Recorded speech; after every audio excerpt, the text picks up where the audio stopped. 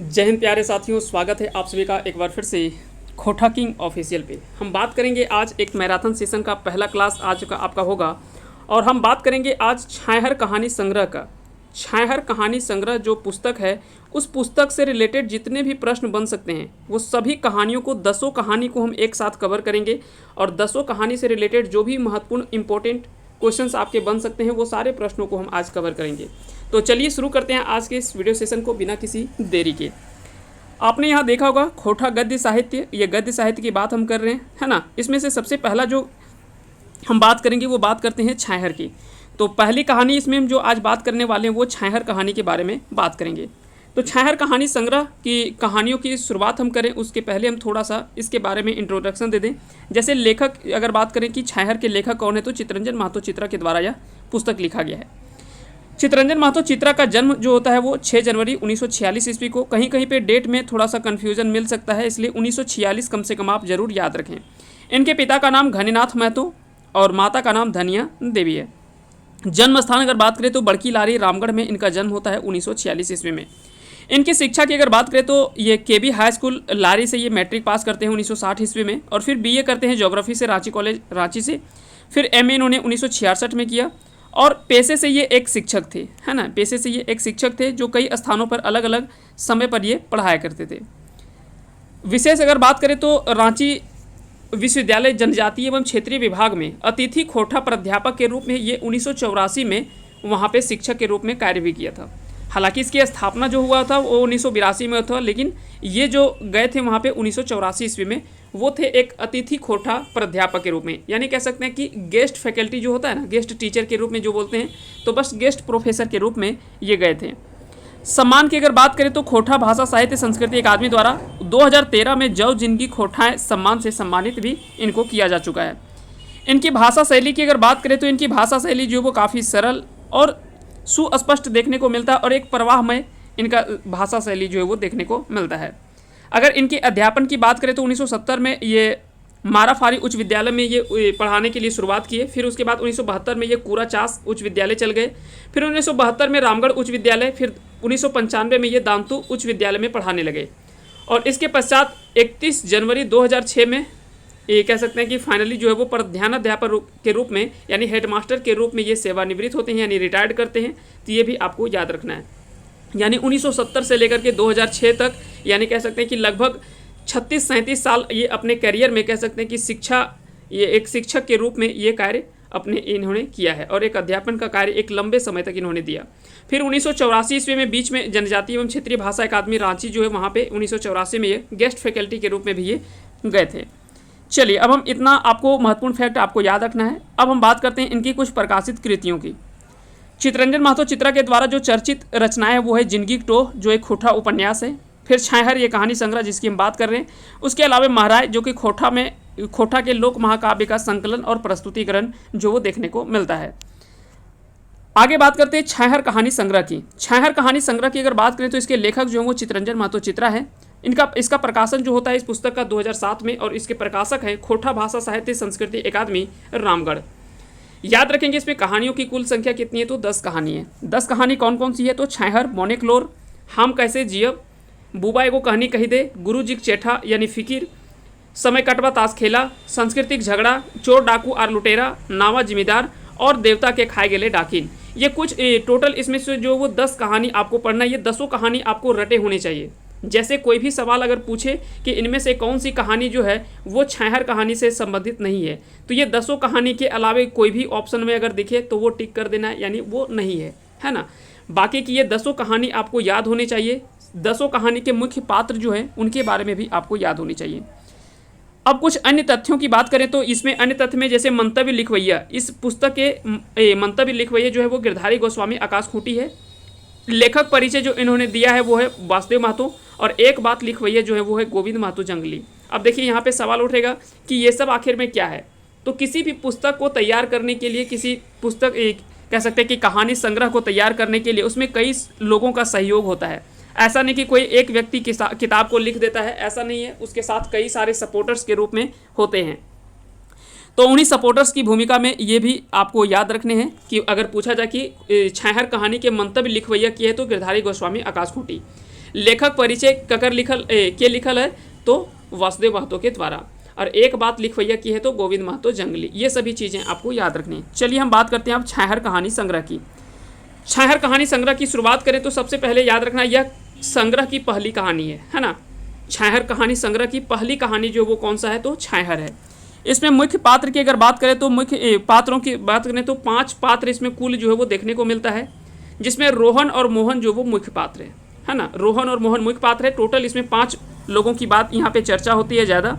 तो ये पांचों नाम हम एक बार बता देते हैं आपको। रोहन, मोहन, सूर्य नारायण चौधरी जिसको सुरजू बाबू है ना, उसके बाद गुरुजी देवनारायण जो कि गुरुजी के उपनाम से जाने जाते हैं, उसके बाद छगन साव। रोहन अगर बात करें तो यह मजदूर जो कि सूर्य नारायण चौधरी यानी जो जमींदार थे वहाँ के, उसके साथ में ये रहा करते थे, लेकिन सूर्य नारायण चौधरी के गलत आदतों का शिकार ये भी होते हैं और उसके साथ रोहन भी जो है वो गलत आदतों से लिप्त हो जाता है। जबकि वहीं मोहन की अगर बात करें तो यह एक मजदूर ये भी होता है गांव का, लेकिन ये इनका जो संगत होता है वो गुरुजी देवनारायण के साथ होता है और इनके साथ अच्छे गुण विकसित होते हैं, क्योंकि स्वाभाविक बात है एक शिक्षक के साथ अगर उठना बैठना रहेगा जिसका, तो वो कहीं ना कहीं अच्छे आदत ही सीखेंगे।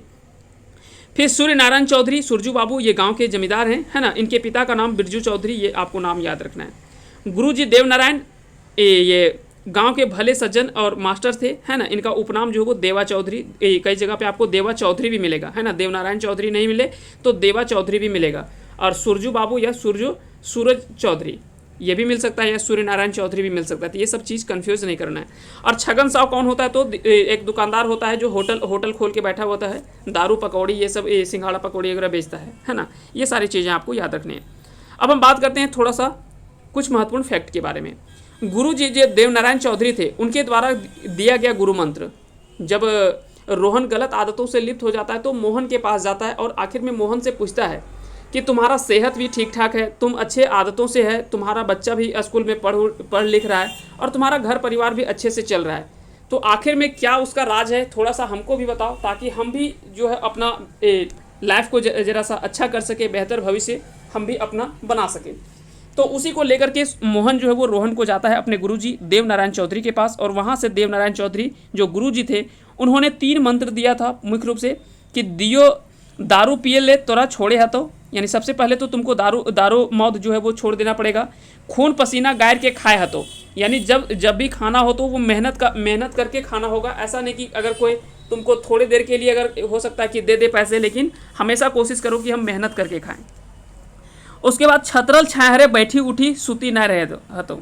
छतरल छाहरे कहने का अर्थ है जो गलत आदत होता है ना, उस आदतों से हटना होगा। वैसे लोगों के साथ उठना बैठना ना करें जो गलत संगत हो है ना, गलत संगतों से बचना होगा। तो ये मुख्य रूप से 3 जो है वो गुरु मंत्र देते हैं और जिसका पालन करके आगे चल करके रोहन जो है इसका लाइफ भी जो है कह सकते हैं कि आगे चल करके अच्छा होता है और खुशी खुशी वो भी अपना जीवन व्यतीत करने लगता है।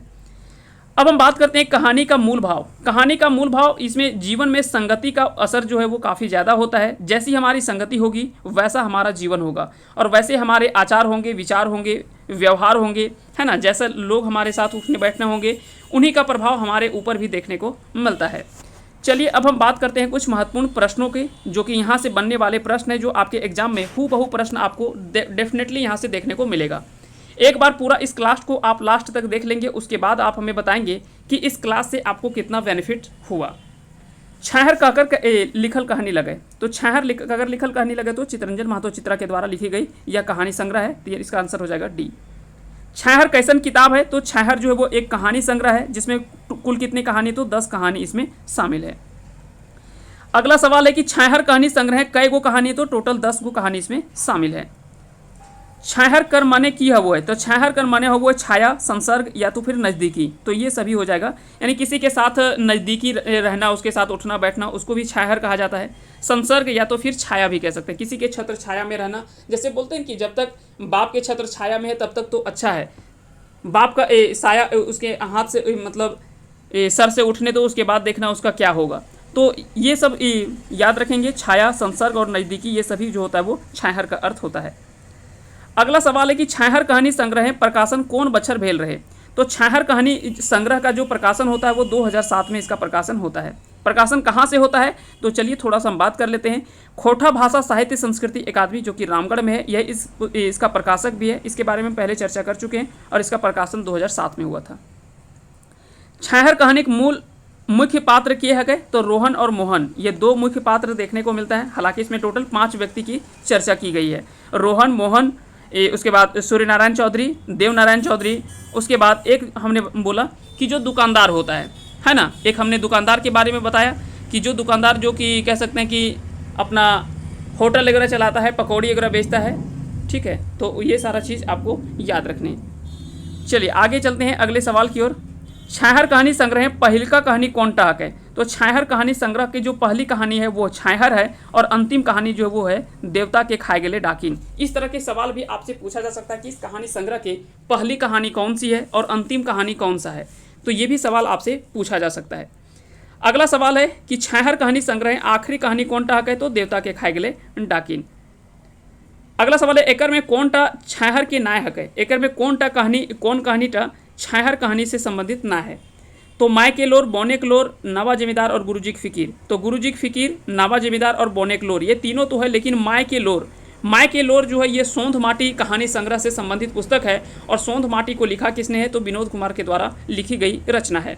तो याद रखेंगे इसका राइट आंसर क्या हो जाएगा, ऑप्शन नंबर ए यानी माय के लोर जो वो सोंध माटी पुस्तक से लिया गया जिसके लेखक है विनोद कुमार।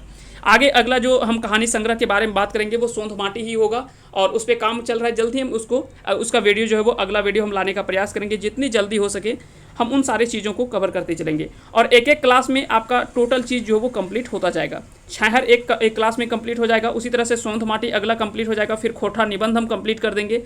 उसी तरह से एक एक नाटक जो वो एक एक क्लास में हम एक एक नाटक को कवर करेंगे और चारों नाटक को 4 क्लास में हम ख़त्म कर देंगे।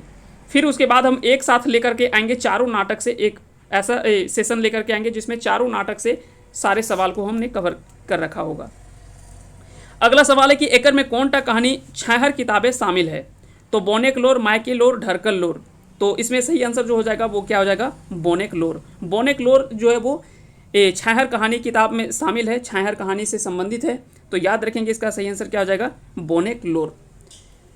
तो इस तरह के सवाल जो है वो आपको कंफ्यूज करने के लिए सवाल बनाया जा सकता है, तो ये सारी चीज़ें आपको याद रखनी है। अगला सवाल है कि छाहर कहानी में बोड़ छाहर ककरा कहल गेले, बड़ छाहर ककरा कहल गेले।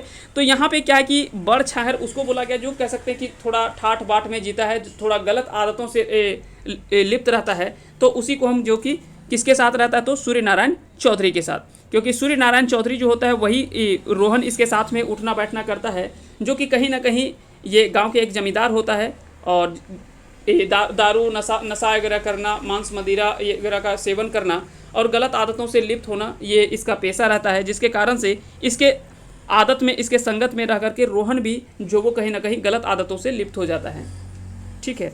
जबकि देवनारायण चौधरी जो है वो एक शिक्षक होते हैं।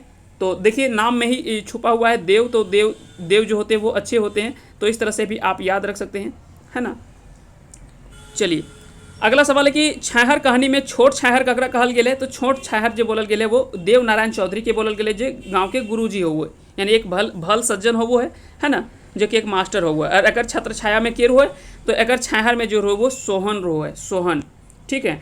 अब यहाँ पे दोनों में ये भी हो सकता है कि कन्फ्यूज़न हो सकता है कि सूरज नारायण चौधरी के साथ कौन रहता है, तो रोहन रहता है। तो रोहन क्यों रहता है, क्योंकि ये गलत आदत सीखता है और जो गलत आदत सीखेगा वो हमेशा क्या रहेगा, रोता रहेगा। जो गलत आदतों के साथ रहेगा वो रोता रहेगा। और देव है तो देव यानी भले सज्जन होते हैं, है ना, भले लोगों को देव कहा जाता है, तो देव नारायण, नाम में ही देव नारायण छुपा हुआ है। तो यहाँ पे इसके साथ कौन रहता है, तो सोहन रहता है, जो कि आराम से ऐसा जीवन जीता है जो कि आगे चल करके सो करके आराम से अपना जीवन व्यतीत कर सकता है। जबकि ये क्या ऐसा है जो ज़िंदगी भर पूरा रोते रहेगा, क्योंकि ये गलत आदतों के साथ रहता है। तो ये दोनों चीज़ आप आसानी से चाहें तो ये कनेक्ट कर सकते हैं, क्योंकि कई बार होता है कि एग्ज़ाम में हम कुछ चीज़ें कंफ्यूज हो जाते हैं। हम ऐसा नहीं कि जानते हुए भी हम गलत कर बैठते हैं मात्र 2 चीज़ में, और यहाँ पे आपको 2 ही चीज़ में कंफ्यूज कर सकता है, क्योंकि एक रोहन है, एक दूसरा सोहन है। यहाँ पे एक सूरज नारायण चौधरी, एक देव नारायण चौधरी है, दोनों नाम एक जैसा है, तो हो सकता है कन्फ्यूजन थोड़ा सा हो सकता है। छाहर कहानी संग्रह तेसर छाहर ककरा कहल गेले, तो तेसर छाहर ककरा कहल गेले, तो यहाँ पे छगन साव के कहल गेले। तो यहाँ पे इसका सही आंसर क्या हो जाएगा, सी, छगन साव, जो कि होटल में पकौड़ी और दारू वगैरह बेचता है।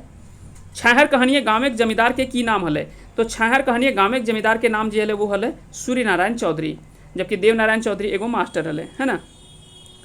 छाहर कहानी देवा चौधरी के हलत, तो देवा चौधरी यानी देव नारायण चौधरी, इसका शॉर्ट फॉर्म में आपको देवा चौधरी भी मिल सकता है, जो कि गाँव के एगो मास्टर हला। तो इसका सही आंसर हो जाएगा ऑप्शन नंबर सी। ये थोड़ा सा यहाँ पे इसको सुधार लेंगे, यहाँ पे गाँव एक जमींदार हो गया, यहाँ पे इसका सही आंसर हो जाएगा ऑप्शन सी यानी गाँव एक मास्टर, है ना। इसको थोड़ा सा आप सुधार लेंगे। चलिए इसका राइट आंसर हो जाएगा बी नहीं सी हो जाएगा, ठीक ना। चलिए आगे चलते हैं।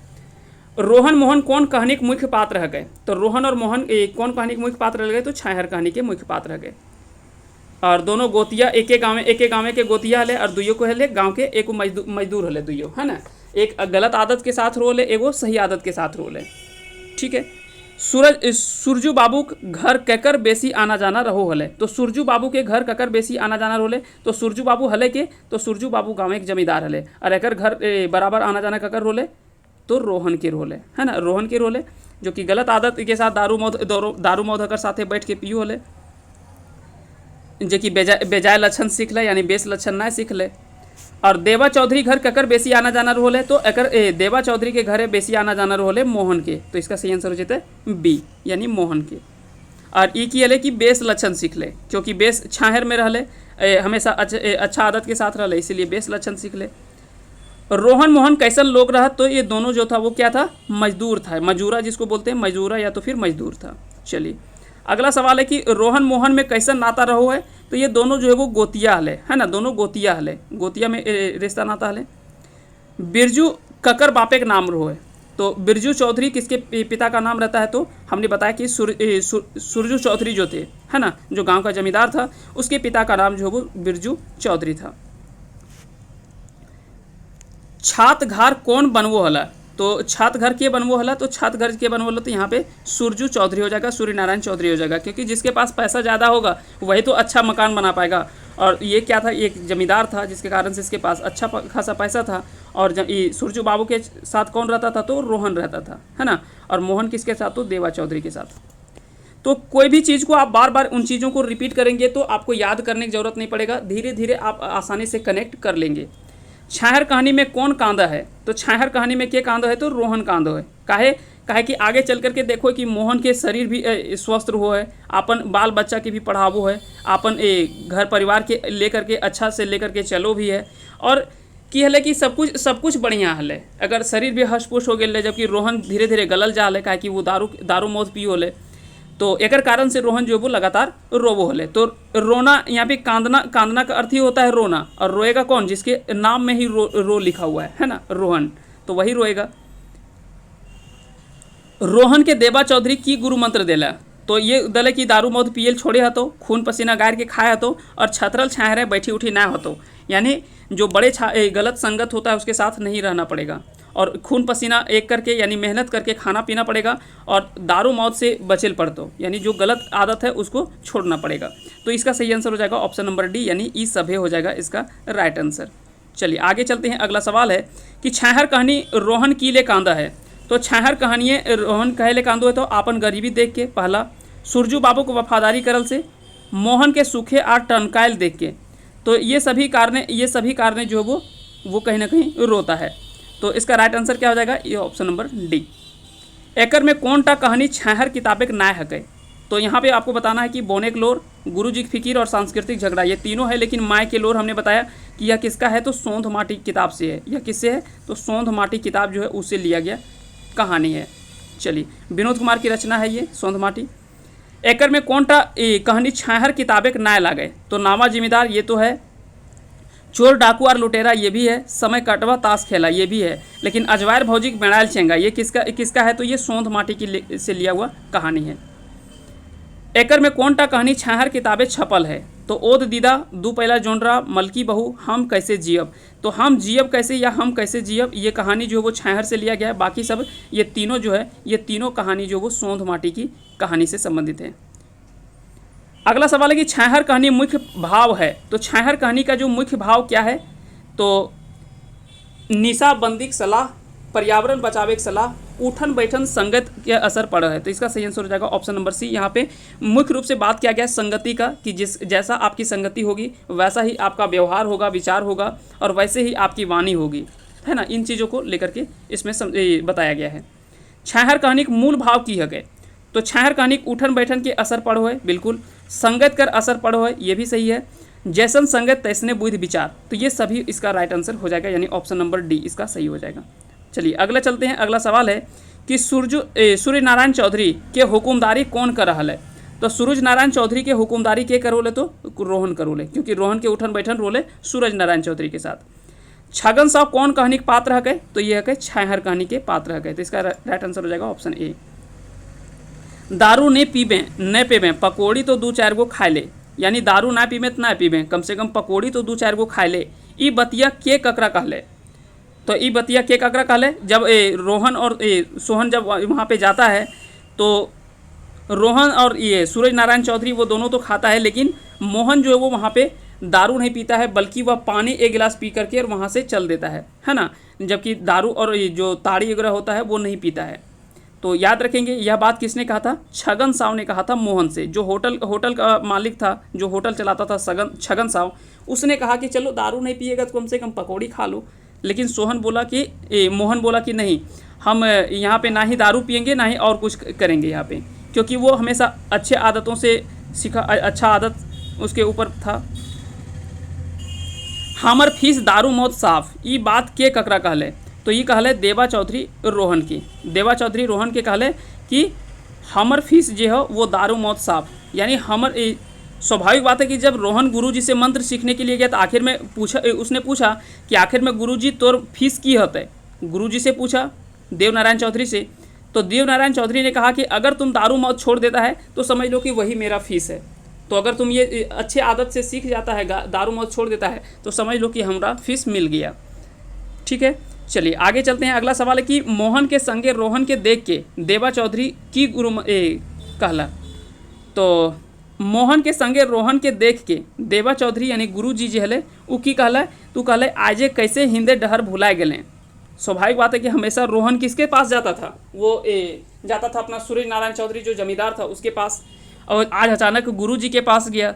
तो कहीं ना कहीं रोहन रो रहा था कि आखिर में मेरे स्थिति ऐसा हुआ, उसको कैसे अच्छा से किया जाए, जिसके कारण से वो मोहन के साथ जो वो गुरुजी के पास पहुंचता है और गुरुजी वहां से गुरु मंत्र देता है इसे रोहन को, जिसके पश्चात रोहन का भी जीवन जो वो अच्छा हो जाता है। ताड़ी वाला से मोहन की पियो है, तो पानी पियो है, की पियो है 1 गिलास पानी पियो है, ना कि ताड़ी पियो है, ना ही दारू पियो है। ठीक है, अब इसकी अगली कहानी जो है वो है दूसरा कहानी है वो है बोनेकलोर। बोनेकलोर अगर कहानी के लेखक बात करें तो चितरंजन महतो चित्रा है। मुख्य पात्र इसमें वन या तो बोन राजा या तो फिर जंगल के बारे में यहाँ पे बात किया गया है। बोनेकलोर अगर अर्थ की हो वो है तो जंगल के आंसू, जंगल की पीड़ा, जंगल की व्यथा या जंगल का दर्द, ये सभी जो वो एक ही चीज़ है ना, उसी चीज़ के बारे में। मुख्य रूप से इसमें जंगल का जो कटाई होता है उसमें आग लग जाता है, और जो दिन रात जो वहाँ के पुलिस अफसर वगैरह जो होते हैं या तो वन विभाग के जो भी ऑफिसर होते हैं, वो धड़ल्ले से जिस तरह से अंधाधुंध कटाई कर रहे हैं उसी से रिलेटेड जो है वो अपना जंगल का एक दर्द इसमें बयां किया गया है कि जंगल कैसे अपने दर्द को बयां करता है कि कैसे जंगल को बचाया जाए। तो उसी से रिलेटेड यह कहानी जो वो बताया गया है। इसमें कुछ वन लाइनर फैक्ट को हम देख लेते हैं। बोनेकलोर शीर्षक के अर्थ किया हुआ है तो जंगले मने दर्द या तो तकलीफ या व्यथा। बोनेक सबले बेसी नुकसान के करल है, तो सरकार, वन विभाग, ऑफिसर और कर्मचारी सब। बोन के कम भेल से कौन गैस बढ़े लागल है, तो स्वाभाविक बात है कि अगर जंगल कम होगा तो ऑक्सीजन की कमी होगी, और ऑक्सीजन की कमी होगी तो नाइट्रोजन और कार्बन डाइऑक्साइड की मात्रा जो वो कहीं ना कहीं बढ़ेगा, जिसके कारण से हमारे जीवन पर काफ़ी ज़्यादा असर पड़ेगा, क्योंकि ये दोनों जो वो हमारे लिए हानिकारक है। बोनेकलोर के की कारण है, तो बोनेकलोर के की कारण है तो बोन के अंधाधुंध कटाई और उजाड़े लेल। तो बोनेकलोर जो असली कारण जो बताया गया है वो क्या है, तो वो बताया गया है बोन के जो अंधाधुंध कटाई चल रहा है और उसका जो लगातार उजाड़ा जा रहा है। बोनेकलोर पहुँचे लेल की करे चाहिए, तो बोनेक बचवे कार गाछ वृक्ष लगवे चाहिए। स्वाभाविक बात है कि अगर बोनेकलोर पहुँचना है तो उसके लिए हमको क्या करना पड़ेगा, सबसे पहले जंगल को बचाना पड़ेगा और कुछ वृक्षों को रोपना पड़ेगा। चलिए अब इससे संबंधित कुछ हम ऑब्जेक्टिव क्वेश्चंस को देख लेते हैं कि बोनेकलोर केकर लिखल रचना लागे, तो यह चितरंजन महतो चित्रा के द्वारा लिखी गई रचना है। बोनेक्लोर कैसन काव्य लागे, तो यह एक कहानी है। क्या है, यह एक कहानी है। बोनेक्लोर कौन कहानी किताबें संकलित है, तो यह जो वो किस में संबंधित है, तो छायाहर कहानी से संबंधित छायाहर कहानी संग्रह में शामिल है, या तो छायाहर किताब में शामिल है। के बोन छोड़कर गांव ढूके लागल है, तो हाथी जो है इसमें मुख्य रूप से हाथी के बारे में बताया गया है। ऐसा नहीं कि हम यहाँ पे किसी, आप कभी भी सवाल को जब कहानी पढ़ते हैं तो उसको अपने भावनाओं से नहीं जोड़ेंगे कभी। ऐसा नहीं कि अरे शेर भी तो जंगल से छोड़ करके आ रहा है, तो ऐसा नहीं है। हम यहाँ पे कहानी के अकॉर्डिंग बात कर रहे हैं। जो कहानी में बताया गया है हम कहानी के आधार पे ही हम बात करेंगे। अगर कहानी में बोल रहा है कि दिन को ये रात बोल रहा है, तो हमको भी दिन को रात ही मानना पड़ेगा। ठीक है, ये क्योंकि हम कहानी के अनुसार से हम चल रहे हैं ना, तो कहानी के अनुसार से ही हम बात करेंगे। ठीक है, इसमें आप कभी भी, अब चाहे एग्जाम में बैठे या कहीं भी, तो इन चीज़ों पे आप ज़रूर ध्यान देंगे। चलिए, तो इसका सही आंसर क्या हो जाएगा, हाथी हो जाएगा। अगला सवाल है, हाथी गांव कैसे आवे लागला। सबसे पहला है कि मानुष हाथी घर बोन के उजाड़ देला, जेकर कारण से की है कि वह जंगल छोड़ करके और घर की ओर आ रहा है। स्वाभाविक बात है, किसी का घर उजाड़ दोगे तो वो तो कहीं ना कहीं पलायन करेगा ही। बोनेक्लोर कहानी में ककर मानवीकरण करल गेल है, तो यहाँ पे ककर मानवीकरण करल गेल है, तो बोनकर मानवीकरण करल गेल है, तो इसका राइट आंसर हो जाएगा ऑप्शन नंबर डी। बोनेक्लोर में बोन काहे कांदा है, तो बोन काहे कांदा है, बोने के अंधाधुंध कटाई करे के चलते, बोन के अंधाधुंध कटाई करे के चलते जो वो लगातार बोन जो वो कांदे लागल है। इसमें बोन राजा ये कहानी को बताता है। बोनेक्लोर कहानी में ककर व्यथा या कथा है, तो इसमें जो बताया गया है, बोनकर गाँव एक लोग कर और बोनेक जीव जंतु कर। स्वाभाविक बात है कि अगर जंगल कटेगा तो जंगल का दर्द तो बयां हो ही रहा है। अगर जंगल कटेगा तो गांव के लोग जो उस पर आश्रित हैं, चाहे वो उसके कुछ फलों पर, पत्ते पर, या तो थोड़े बहुत लकड़ियों पर जो निर्भर होते हैं, जैसे महुआ हो गया, और भी जंगल के कई ऐसे पदार्थ हैं, गोंद हो गया, ला हो गया, कई सारी चीज़ें जो है वो जनजातीय आदिवासी लोग वहाँ से जंगल से निकाल करके अपना जीवन यापन करते हैं, तो उस पर भी प्रभाव पड़ेगा। वहाँ पे जंगल में रह रहे जीव जंतु के ऊपर भी प्रभाव पड़ेगा। तो कहीं ना कहीं इसमें जो व्यथा बताया गया वो सभी का व्यथा यहाँ पे दिखाया गया है। बोन के अंधाधुंध कटाई के कर रहा है, तो भ्रष्ट जंगल सिपाही और उसके ऑफिसर जो है, ये सभी जो वो ज़्यादातर अंधाधुंध कटाई कर रहे हैं। बाकी लोग तो थोड़ी बहुत कटाई कर रहे हैं, लेकिन मुख्य रूप से जो बताया गया है वो जंगल का वास्तविक दुश्मन किसको बताया गया, तो भ्रष्ट जंगल सिपाही और ऑफिसर को बताया गया है। बोनेक्लोर कहानी बोने आय कैसे लाग जाए, तो वहाँ पे क्या होता है कि महुआ बिछवैया जो लोग होते हैं वो आते हैं और जंगल को साफ़ करने के लिए, ताकि महुआ अच्छे से बीच सा जा सके, उसमें पैर में कुछ कांटा वगैरह नहीं चुभे, और थोड़ा साफ जब हो जाएगा पत्ता, तो इसलिए वो आग लगा देता है जंगल में। लेकिन ये नहीं जानता कि इसका प्रभाव क्या होगा आगे चल करके। बोनेक असल दुश्मन ककरा बतावल गेल है, तो बोन के असल दुश्मन जो वो भ्रष्ट बोनेक सिपाही और अफसर के बतावल गेल है। बोनेक गाछ वृक्ष के बेच रहल है, तो बोनेक गाछ की वृक्ष के बेच रहल है, तो वो बेच रहा है भ्रष्ट सिपाही और ऑफिसर।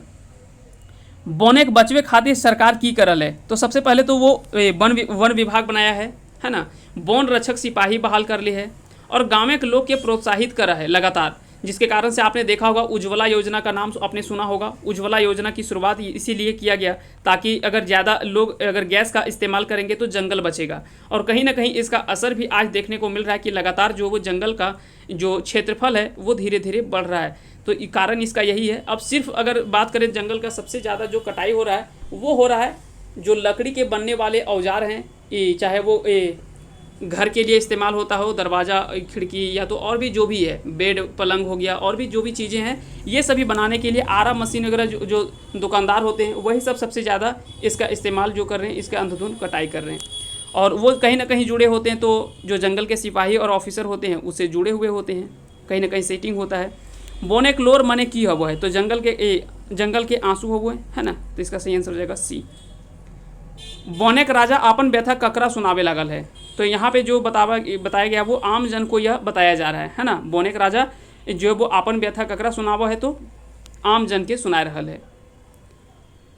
बोनेक्लोर कहानी में पैत बच्छर कौन जगह आग लागू है, तो जहाँ पे महुआ और केंदुआ जगह, महुआ और केंदुआ, क्योंकि केंदू का भी इस्तेमाल जो वो लगातार हमेशा हर वर्ष करते हैं केंदू बेचने के लिए, केंदू ला करके जंगल से और वो फिर बाज़ार में बेचते हैं, जिसके कारण से उनका जीवन यापन चलता है। उसके पत्ते से तोड़ करके आपने देखा होगा पत्तल, दोना, ये सब बनाते हैं, है ना, और ये कहीं ना कहीं अपना जीविकोपार्जन का ये एक साधन है। उसके अलावा महुआ, केंद हो गया, ला हो गया, और भी कई सारे उत्पादन जो है जंगली उत्पाद हैं जिससे ये अपना जीवन यापन करते हैं। गाँव के लोग कीले बोने आग लगाए दे हथिन। तो बोने इसलिए लगा दिए महुआ बिछे के लेल, महुआ बिछे के लेल, जिससे कारण से वहाँ पे पैर में कांटा ना गिर जाए और वहाँ पे महुआ आसानी से बिछे पा रहे, काकि पत्ता हुए तो पत्ता से में महुआ नुका जेते, जकर कारण से बिछे ना पारती, एक कारण से बोने गाछ के नीचे जो है वो आग लगा दिए। बोने के लोर कहानी मुख्य पात्र लागे। तो बोने के लोर कहानी जो मुख्य पात्र है वो कौन है, तो इसमें जो बताया गया है वो है बोन राजा और आम लोकजन। यहाँ पे क्योंकि बोन राजा जो वो आम आदमी से यह बखान कर रहा है, तो यहाँ पे मुख्य रूप से जो मुख्य पात्र बताया गया वो दो लोगों को, बोन राजा और आम लोकजन के। ककरा बोने की दशा देखकर मन मार के रह जाहला। तो इसका सही आंसर हो जाएगा बोन राजा। बोन राजा जो है वो अपना दर्द देख करके भी वो कुछ कर नहीं पाता है, क्योंकि लगातार जिस तरह से वो देख रहा है कि जंगल का ह्रास जिस तरह से हो रहा है, उससे काफ़ी ज़्यादा मन में दुख होता है और काफ़ी ज़्यादा उसको दर्द महसूस होता है। अगला सवाल है कि बोने के लोर कहानी जैर भाव की है। तो सबसे पहले इसमें बताया गया कि बोन बचावे की बात करल गेल, पर्यावरण सुरक्षा और अंधाधुंध कटाई रोके, ये सभी जो है इसमें जो वो मुख्य रूप से इसमें जो आधार माना गया है जंगल का, वो जंगल बचाने का। और तो बोन बचावे के, पर्यावरण सुरक्षा के और अंधाधुंध कटाई रोके के, तो ये सभी जो वो मुख्य जैर भाव है ये कहानी की। आखिर में पछताए के बोन सरने ककरा जाए के बात बतवल गेल है। तो यहाँ पे बोला गया कि आखिर में पछता करके जंगल के शरण में ही व्यक्ति को आना पड़ेगा। तो यह बात किसे बोला गया, तो आदमी सभी की। स्वाभाविक बात है कि अगर जंगल नहीं रहेगा, पेड़ पौधे नहीं रहेगा, ऑक्सीजन नहीं रहेगा, और ऑक्सीजन नहीं रहेगा तो हम लोग नहीं रहेंगे। तो स्वाभाविक बात है कि हमें जीने के लिए पेड़ पौधे की आवश्यकता है ही, हमको जंगल बचाना पड़ेगा ही। चलिए आगे चलते हैं। अगला सवाल है कि कहानी में आयल शब्द महू जाड़ा शब्द के माने की हुए है। तो महू जाड़ा के अर्थ की हुए, महुआ गिरे समय भिनसोरिया जाड़ जे हुए ओकरे कहल जाए महू जाड़ा, है ना। महुआ जोड़ जाड़ा, महुआ जोड़ जाड़ा। तो महुआ गिरे समय जो हुए भिनसरिया के एकदम भोरवा भोरवा के, उ घड़ी के जो जाड़ा लागू है ओकरे कहल जाए महू जाड़ा। तो ये सब याद रखबे। महू जाड़ा में कौन समास है, तो महू जाड़ा में महुआ जोड़ जाड़ा, इसमें कर्मधारय समास देखने को मिलता है। तो इसका सही आंसर हो जाएगा कर्मधारय समास। अंधरी सरकार कर नौकर चाकर हामिन के सतावहत, ई कथन कौन कहानी में आयल है। तो यह बात जो बताया गया वो बोने के लोर कहानी में बताया गया है, क्योंकि स्वाभाविक बात है कि यहाँ की सरकार का नज़र भी नहीं पड़ता है, जिस तरह से अंधाधुंध कटाई चल रहा है वो नज़रअंदाज लगातार कर रहा है। तो आखिर में कहीं कह सकते हैं कि वो सरकार जो वो अंधा ही है, जो देख नहीं रहा है, लगातार यहाँ पे ह्रास हो रहा है। तो ये सारी चीज़ें इसमें बात किया गया है। बिना हमर गोड़ तर गिरल कोन्हो उपाय ना चलते, ई कौन कहानी कथन लागे। तो यह बात जो वो बोन राजा कहता है कि बिना जंगल के शरण में आए हुए लोगों का कल्याण नहीं हो सकता है, ना ही वो जी सकते हैं। तो ये स्वाभाविक बात है, और यह किस में आता है, तो यह बोने के लोर में यह बात जो वो किया गया है। अगला सवाल है, बोन राजा आपन सोबले बोल रक्षक ककरा कहल है। तो भालू के जो है ये कहानी के अनुसार से भालू को जो है वो जंगल का सबसे बड़ा रक्षक बोला गया है। बोन ककर से नाराज है। तो यहाँ पे एक तो है बोन कटवैया मानुष से, और भ्रष्ट सिपाही आर पुलिस ऑफिसर से। तो इसका सही आंसर क्या हो जाएगा, ऑप्शन नंबर डी, यानी BRC दुइयो। अगला सवाल देख लेते हैं, बोने के लोर कहानी में कौन ऋतु के बखान करल गेल है। तो इसमें जो बताया गया कि वो मधुमास ऋतु के बारे में यहाँ पे चर्चा किया गया इस कहानी में। तो मधुमास ऋतु के बारे में इसमें चर्चा किया गया है। इसमें अगला सवाल है कि इनमें से कौन सा जो है वो गलत मेल छांटने के लिए बोला गया है। बोने के लोर, तो बोने के लोर कहानी जो लिख ली है वो चित्रंजन माधव चित्रा। माय के लोर ये विनोद कुमार के द्वारा लिखा गया है। ढरकल लोर जो है यह DC राम के द्वारा 2008 में इस रचना को लिखा है इन्होंने, DC राम ने। और आँखिक लोर यह कोई रचना नहीं, आँखिक गीत आपने सुना होगा, है ना। अगर सिर्फ लोर पूछे कि सिर्फ लोर किसके द्वारा लिखा गया है, तो जनार्दन गोस्वामी व्यथित के द्वारा लिखा गया है, जबकि आँखिक गीत जो है ये श्रीनिवास पांडुरी जी के द्वारा लिखा गया है। तो ये सारी चीज़ें आपको याद रखना है, तो इसलिए इसका राइट आंसर क्या हो जाएगा, ऑप्शन नंबर डी, यानी ये सही मेल नहीं है, बाकी सभी सही है। बोने के लोर जो लिख लिया है वो चित्रंजन माधव चित्रा। माय के लोर विनोद कुमार। ढरकल लोर ये DC राम के द्वारा लिखा गया है। और आँखिक लोर नहीं है, वैसा कोई रचना नहीं है, सिर्फ लोर है। और दूसरा है आँखिक गीत, जो सिर्फ लोर है इसको लिखा गया है जनार्दन गोस्वामी व्यथित के द्वारा 2005 में। और बाली डी खोटा कमेटी इसके जो है वो याद रखेंगे प्रकाशक है। और आंखें गीत को किसके द्वारा लिखा गया, तो यह श्रीनिवास पांडुरी जी के द्वारा लिखा गया है, जो एक कविता संग्रह है। और आंखें गीत आपको पढ़ना भी है, इसमें टोटल 72 कविताओं को शामिल किया गया है, तो ये भी आपको याद रखनी है। अगला जो कहानी इसमें बात आता है वो तीसरी कहानी है हम जियब कैसे। हम जियब कैसे, लेखक तो सबका एक ही है, चित्तरंजन महतो चित्रा ही।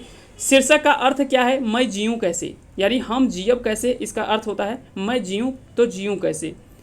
कहानी के जो पृष्ठभूमि है वो मुरपा एक गांव है, वहीं से इस कहानी को बताया गया है ना। महेश्वर और पार्वती अपन आपस कुटुंब घरे कह सकते हैं कि जाके कार्यक्रम बनौला और सेहे लेतारे कि वो कि मुरपा गांव गेला।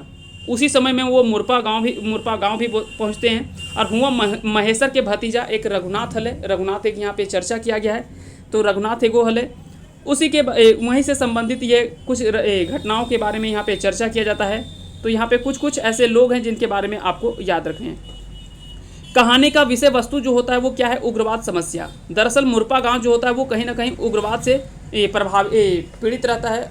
यहाँ पे आए दिन कभी ना कभी कोई भी उग्रवादी चाहे लोगों को या तो उग्रवादी पकड़ के ले जाता है या तो पुलिस उठा करके जेल में बंद कर देता है। अगर पुलिस के तरफ से कोई बात करे या उसके साथ सामने कुछ बात भी करे तो उग्रवादी ले जाता है उठा करके, और उग्रवादी से अगर कोई बात करता है तो पुलिस उसे उठा करके ले जाए। तो यानी कुल मिलाकर के गांव जो है वो लगातार परेशान था, मुरपा गांव के लोग। इसमें मुख्य पात्र जो बात किया गया वो महेश्वर, रघु और चुनिया। लेकिन अगर मुख्य पात्र की बात करें तो महेश्वर इसमें जो वो सबसे ज़्यादा इसमें मेन भूमिका में है। महेश्वर की पत्नी का नाम क्या है, तो पार्वती महेश्वर की पत्नी का नाम है, जो महेश्वर के साथ जो वो मुरपा गांव जो है वो घूमने जाता है। और मुरपा गांव में उसका भतीजा जो रहता है वो कौन है, तो रघुनाथ है, जिसको रघु नाम से भी यहाँ पे बुलाया गया। रघुनाथ की पत्नी का नाम क्या है, फुलसरी, जो कि महेश्वर और पार्वती का कह सकते हैं कि आदर के साथ वो अपने घर में स्वागत करती है और उसको घर में बुलाती है। उसके बाद इसमें दो और बात किया गया है। एक तो है चुनिया, जो कि एक विधवा महिला होती है, जो कि जिसके पति डमरू जिसका नाम था, है ना। तो वो पुलिस के मुठभेड़ का शिकार होते हैं और पुलिस और आतंकवादी के मुठभेड़ में ये जो है वो मारा जाता है। तो याद रखेंगे चुनिया जो एक विधवा महिला के यहाँ पे बारे में चर्चा किया गया है। और चुनिया के बड़ बेटी का नाम हले कर्मी। और अगर कुल के गो बुतरू हले तो 3 गो बुतरू हलती, 2 गो बेटी और 1 गो बेटा। तो चुनिया के बड़ बेटी के नाम किए हले कर्मी, और 2 गो अगर बेटी हले 1 गो अगर बेटा हले। ठीक है, चलिए अब हम बात करते हैं सवालों को। सवाल इसमें बात करेंगे हम जियब कैसे कहानी के लेखक किया गए, तो चित्तरंजन महतो चित्रा है। उग्रवाद समस्या के ऊपर लिखल कहानी कौन है, तो इसमें जो लिखा गया है वो हम जियब कैसे या उग्रवाद समस्या से संबंधित यह कहानी है।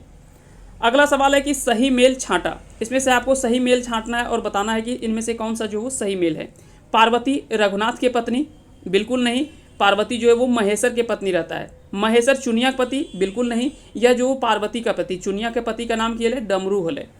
रघुनाथ खाखड़ा गाँव के निवासी, ये भी गलत है, क्योंकि खाखड़ा जो है वो रघुनाथ के बहिन रोल है ना। खाखड़ा गाँव में कौन रोल है, तो रघुनाथ के बहिन रोल है। चुनिया दारू चुबावे वाला विधवा जनी, तो ये सही हो जाएगा, यानी ऑप्शन नंबर डी जो है वो सही है, बाकी सभी गलत है ना।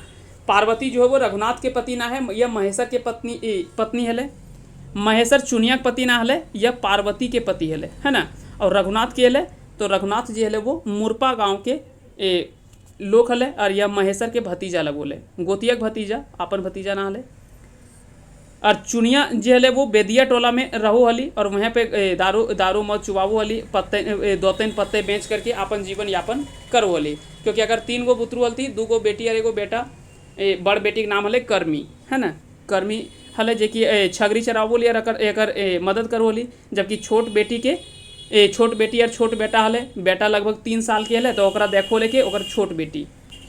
हम जियब कैसे कहानी के मुख्य पात्र है, तो यहाँ पे मुख्य पात्र जो बात किया गया है वो कौन सा, तो चुनिया, महेश्वर और रघुनाथ, ये तीनों के बारे में यहाँ पे मुख्य रूप से चर्चा किया गया है। एकर में कौन सही मेल नख है, तो इसमें से आपको बताना है कि इनमें से कौन सा सही मेल नहीं है। चुनिया डमरूकर रानी यानी विधवा जैनी, बिल्कुल सही है। पार्वती महेश्वर के जैनी, ये भी सही है। रघुनाथ महेश्वर के गोतिया भतीजा है, ये भी सही है। महेश्वर पुलिस इंस्पेक्टर हले ना, ये बिल्कुल ये गलत है ना। तो इसका सही आंसर हो जाएगा ऑप्शन नंबर डी, यानी एक ये जो है वो गलत है ना, डी हो जाएगा इसका सही आंसर। रघु बेटा के की नाम हले, तो रघु के जो बेटा का नाम हले वो की हले भद्रू हले, भद्रू रघु के बेटा का नाम हले। ठीक है, चलिए आगे चलते हैं। अगला सवाल है, कैसे कैसे आज हिंदे गोड़ राखले काका, ई कथन के आर ककरा कहले। तो रघु जो वो जब महेश्वर को देखता है ना, महेश्वर बाबू को देखता है, तो रघु बोलता है कि कैसे कैसे आज हिंदे के हिंदे गोड़ राखले काका। तो यह बात कौन बोलता है? रघु बोलता है महेश्वर के। इसका सही आंसर हो जाएगा ऑप्शन नंबर सी। चलिए आगे चलते हैं। तोहिन 6 बजे साँझ भायल बांदर सियार कर डरे समय लुकाए गेल है, ई ककर कथन लगे।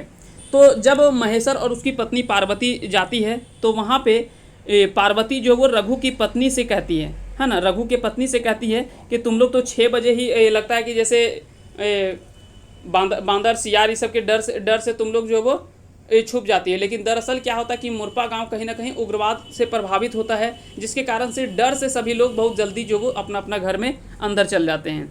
तो वही इसमें पार्वती जो वो कहती है रघु की पत्नी से। सही मेल ना है, इसमें से कौन सा जो वो सही मेल नहीं है? तो रघुनाथ ये मुरपा गाँव में किसान हले, मोहरी खाखड़ा गाँव में एक जैनी हले, बिल्कुल मोहरी और ये रघुनाथ की बहन थी। रघुनाथ मोहरी कर भाई हले, ये भी सही है। चुनिया कर्मी के बहन हले, तो चुनिया कर्मी के बहन ना हले, यह डमरू के पत्नी हले, है ना, यह डमरू की पत्नी थी, जो कि डमरू के निधन के बाद यह विधवा हो गई। उसके बाद ये कह सकते हैं कि दारू मौत बेच करके और पतन दतन छगरी चरा के ये सभी करके वो अपना जीवन यापन कर रहे थे और अपने बाल बच्चों को पोस रहे थे। चलिए अगला सवाल याद रखेंगे यहाँ पे क्या है कि चुनिया जी हले की हले कर्मिक माए हले, है ना। कर्मी कौन थी? तो चुनिया की बड़ी बेटी का नाम था। बड़ी देरी में आवधा चिन्ही के रघु कर बहू बाहर बहरायल थी, एकर में आवधा मने की हवा है। तो आवधा मतलब होता है आवाज़, आवधा का अर्थ क्या होता है? आवाज़ होता है। इसका राइट आंसर हो जाएगा ऑप्शन नंबर बी। यानी बड़ी देरी में आवधा चिन्ही के रघु कर बहू, यानी रघु की पत्नी का नाम जो कह सकते हैं कि यहाँ पे बोला गया कहानी में, इसमें इस सवाल में, कि रघु की पत्नी का आवाज़ जो है बहुत देर के बाद, हो सकता है कि बहुत मुश्किल से कभी कभी सुनाई पड़ता है। तो यह बात जो वो इस कहानी में बताया गया है। तो आवधा मतलब क्या होता है? तो आवधा मतलब आवाज़ होता है, ये याद रखना है। महेश्वर आर रघुनाथ ककर घर गेल हला। तो महेश्वर आर रघुनाथ ककर घर गेल हला, तो महेश्वर और रघुनाथ जो है वो चुनिया के घर गेल हला, जे एक विधवा जैनी हले और ये दारू चुवा के बेचो हली, है ना। तो यहाँ पे बात किया गया है चुनिया के घर में गेल हली, और वहाँ से महेश्वर जो वो चुनिया से सब चीज़ हाल चाल जानता है और ये सारा चीज़ पूछता है। हम जियब कैसे कहानियाँ महेश्वर के जैनी के नाम की हले।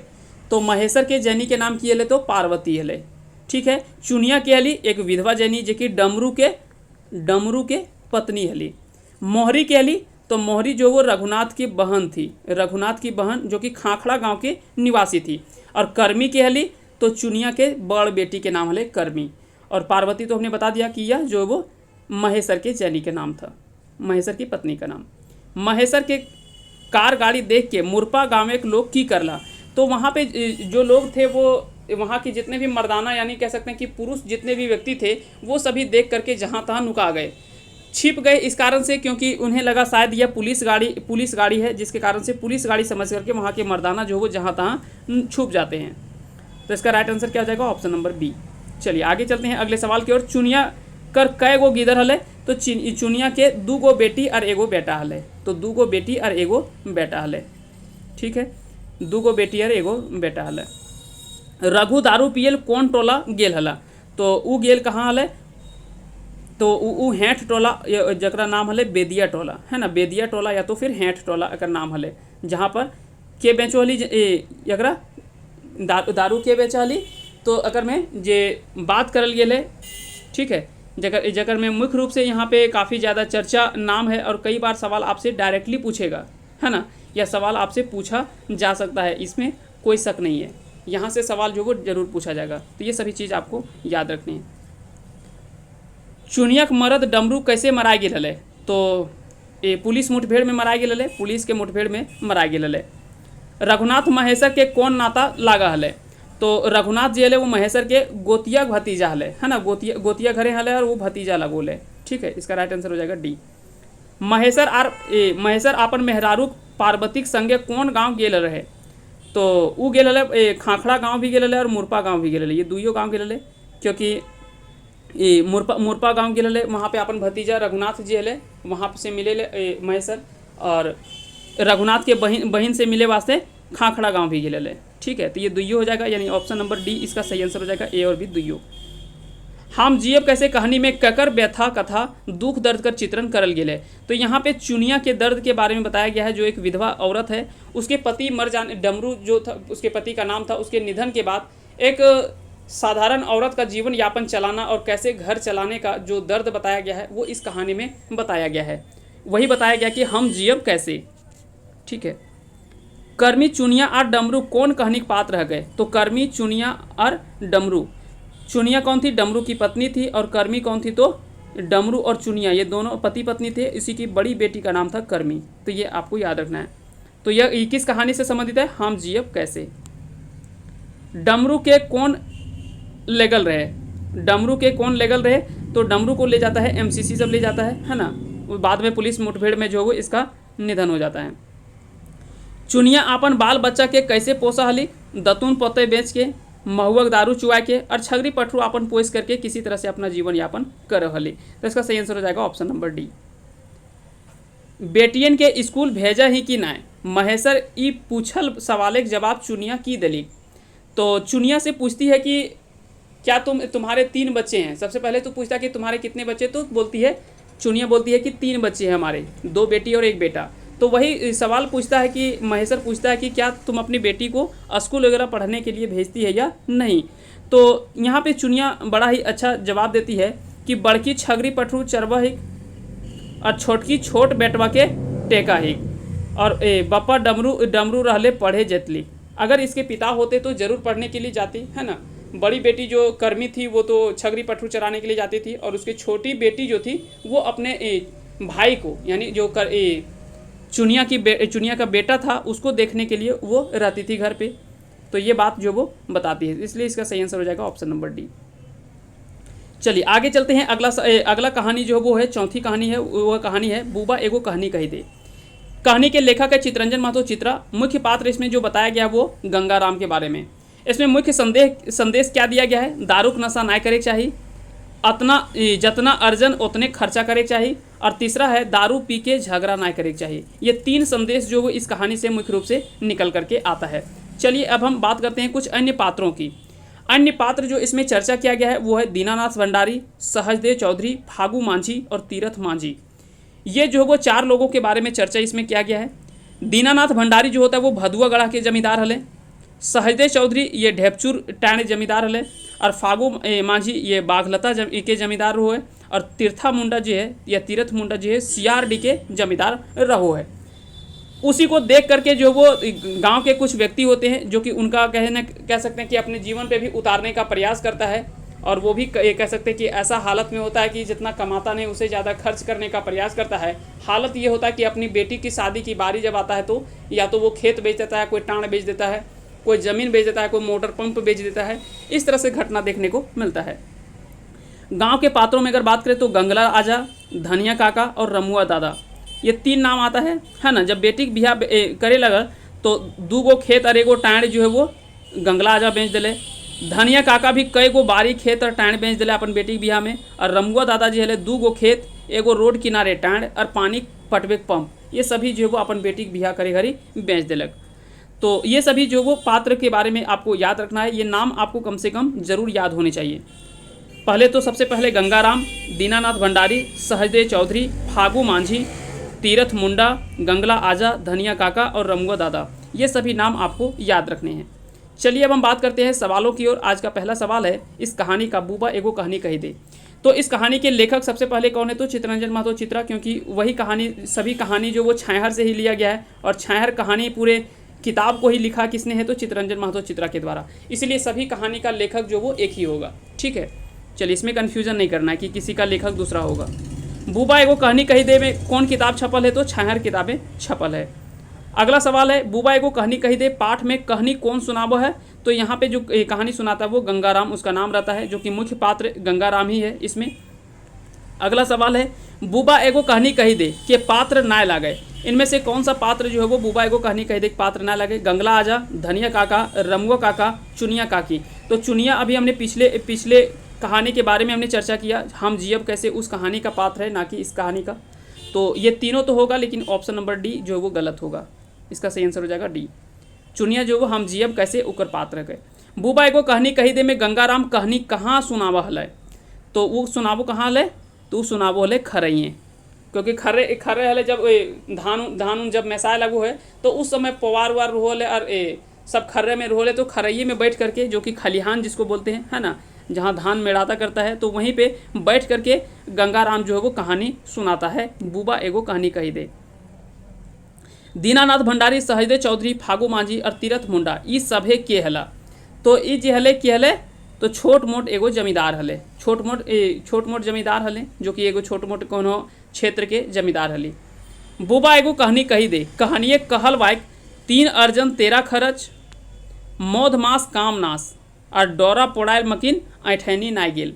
तो यहाँ पे 3 बातों के बारे में चर्चा किया गया है। सबसे पहले बोला गया 3 अर्जन 13 खर्च, यानी 3 आपने कमाया और 13 खर्च कर दिया। ऐसा कभी ना करें।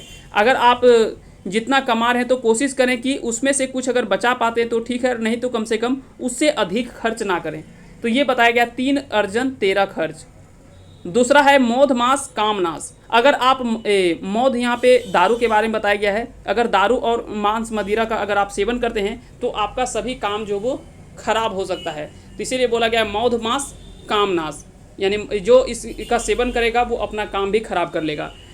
तीसरा इसमें बोला गया कि डोरा पोड़ायल मकीन ऐठैनी ना गेल। नहीं बोलते हैं कि रस्सी जल गया लेकिन ऐठैनी नहीं गया, यानी कहने का अर्थ है कि सब कुछ बिक गया, एकदम कंगाली के हालत में आ गया, लेकिन बातचीत जो है वो ऐसा लगेगा कि आज भी वो राजा है। तो कुछ लोगों को होता है जिसको हम अपने शब्दों में सुखल फुटानी बोलते हैं, है ना। चलिए, तो इसका सही आंसर क्या हो जाएगा, यह क्या है, ये सब की है, तो यह सब जो है वो की है लोकोक्ति या तो फिर पटतर लगे। ये सब की है लोकोक्ति लगे या तो पटतर लगे।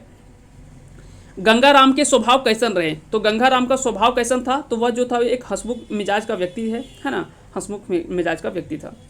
अंग्रेज कर शासन काले अंग्रेज के मालगुजारी कौन देहला, तो अंग्रेज कर शासन काले अंग्रेज के जो मालगुजारी किए दिले, तो राजा रजवाड़ा सब उस समय जो वो अंग्रेज सबको मालगुजारी देता था। अब राजा रजवाड़ा कहाँ से लेता था, यह जो वो जमींदार को पकड़ता था। अब जमींदार कहाँ से देता था, जमींदार फिर आ जाता था गांव के पास, गांव के जो व्यक्ति होते थे उसके पास आते थे, है ना। और गांव के लोग फिर अपना जो रैयत होता था वहाँ से वो उपजा करके जो उपजाते थे उसी में से अपना हिस्सा जो उसमें मांगा जाता था वो देते थे। राजा रजवाड़ा मालगुजारी ककर हाथे ले हले, तो वो ले हले जमींदार एक हाथे, ठीक है। अंग्रेज सब ले लेता था राजा रजवाड़ा से, राजा रजवाड़ा जमींदार के हाथ से लेता था।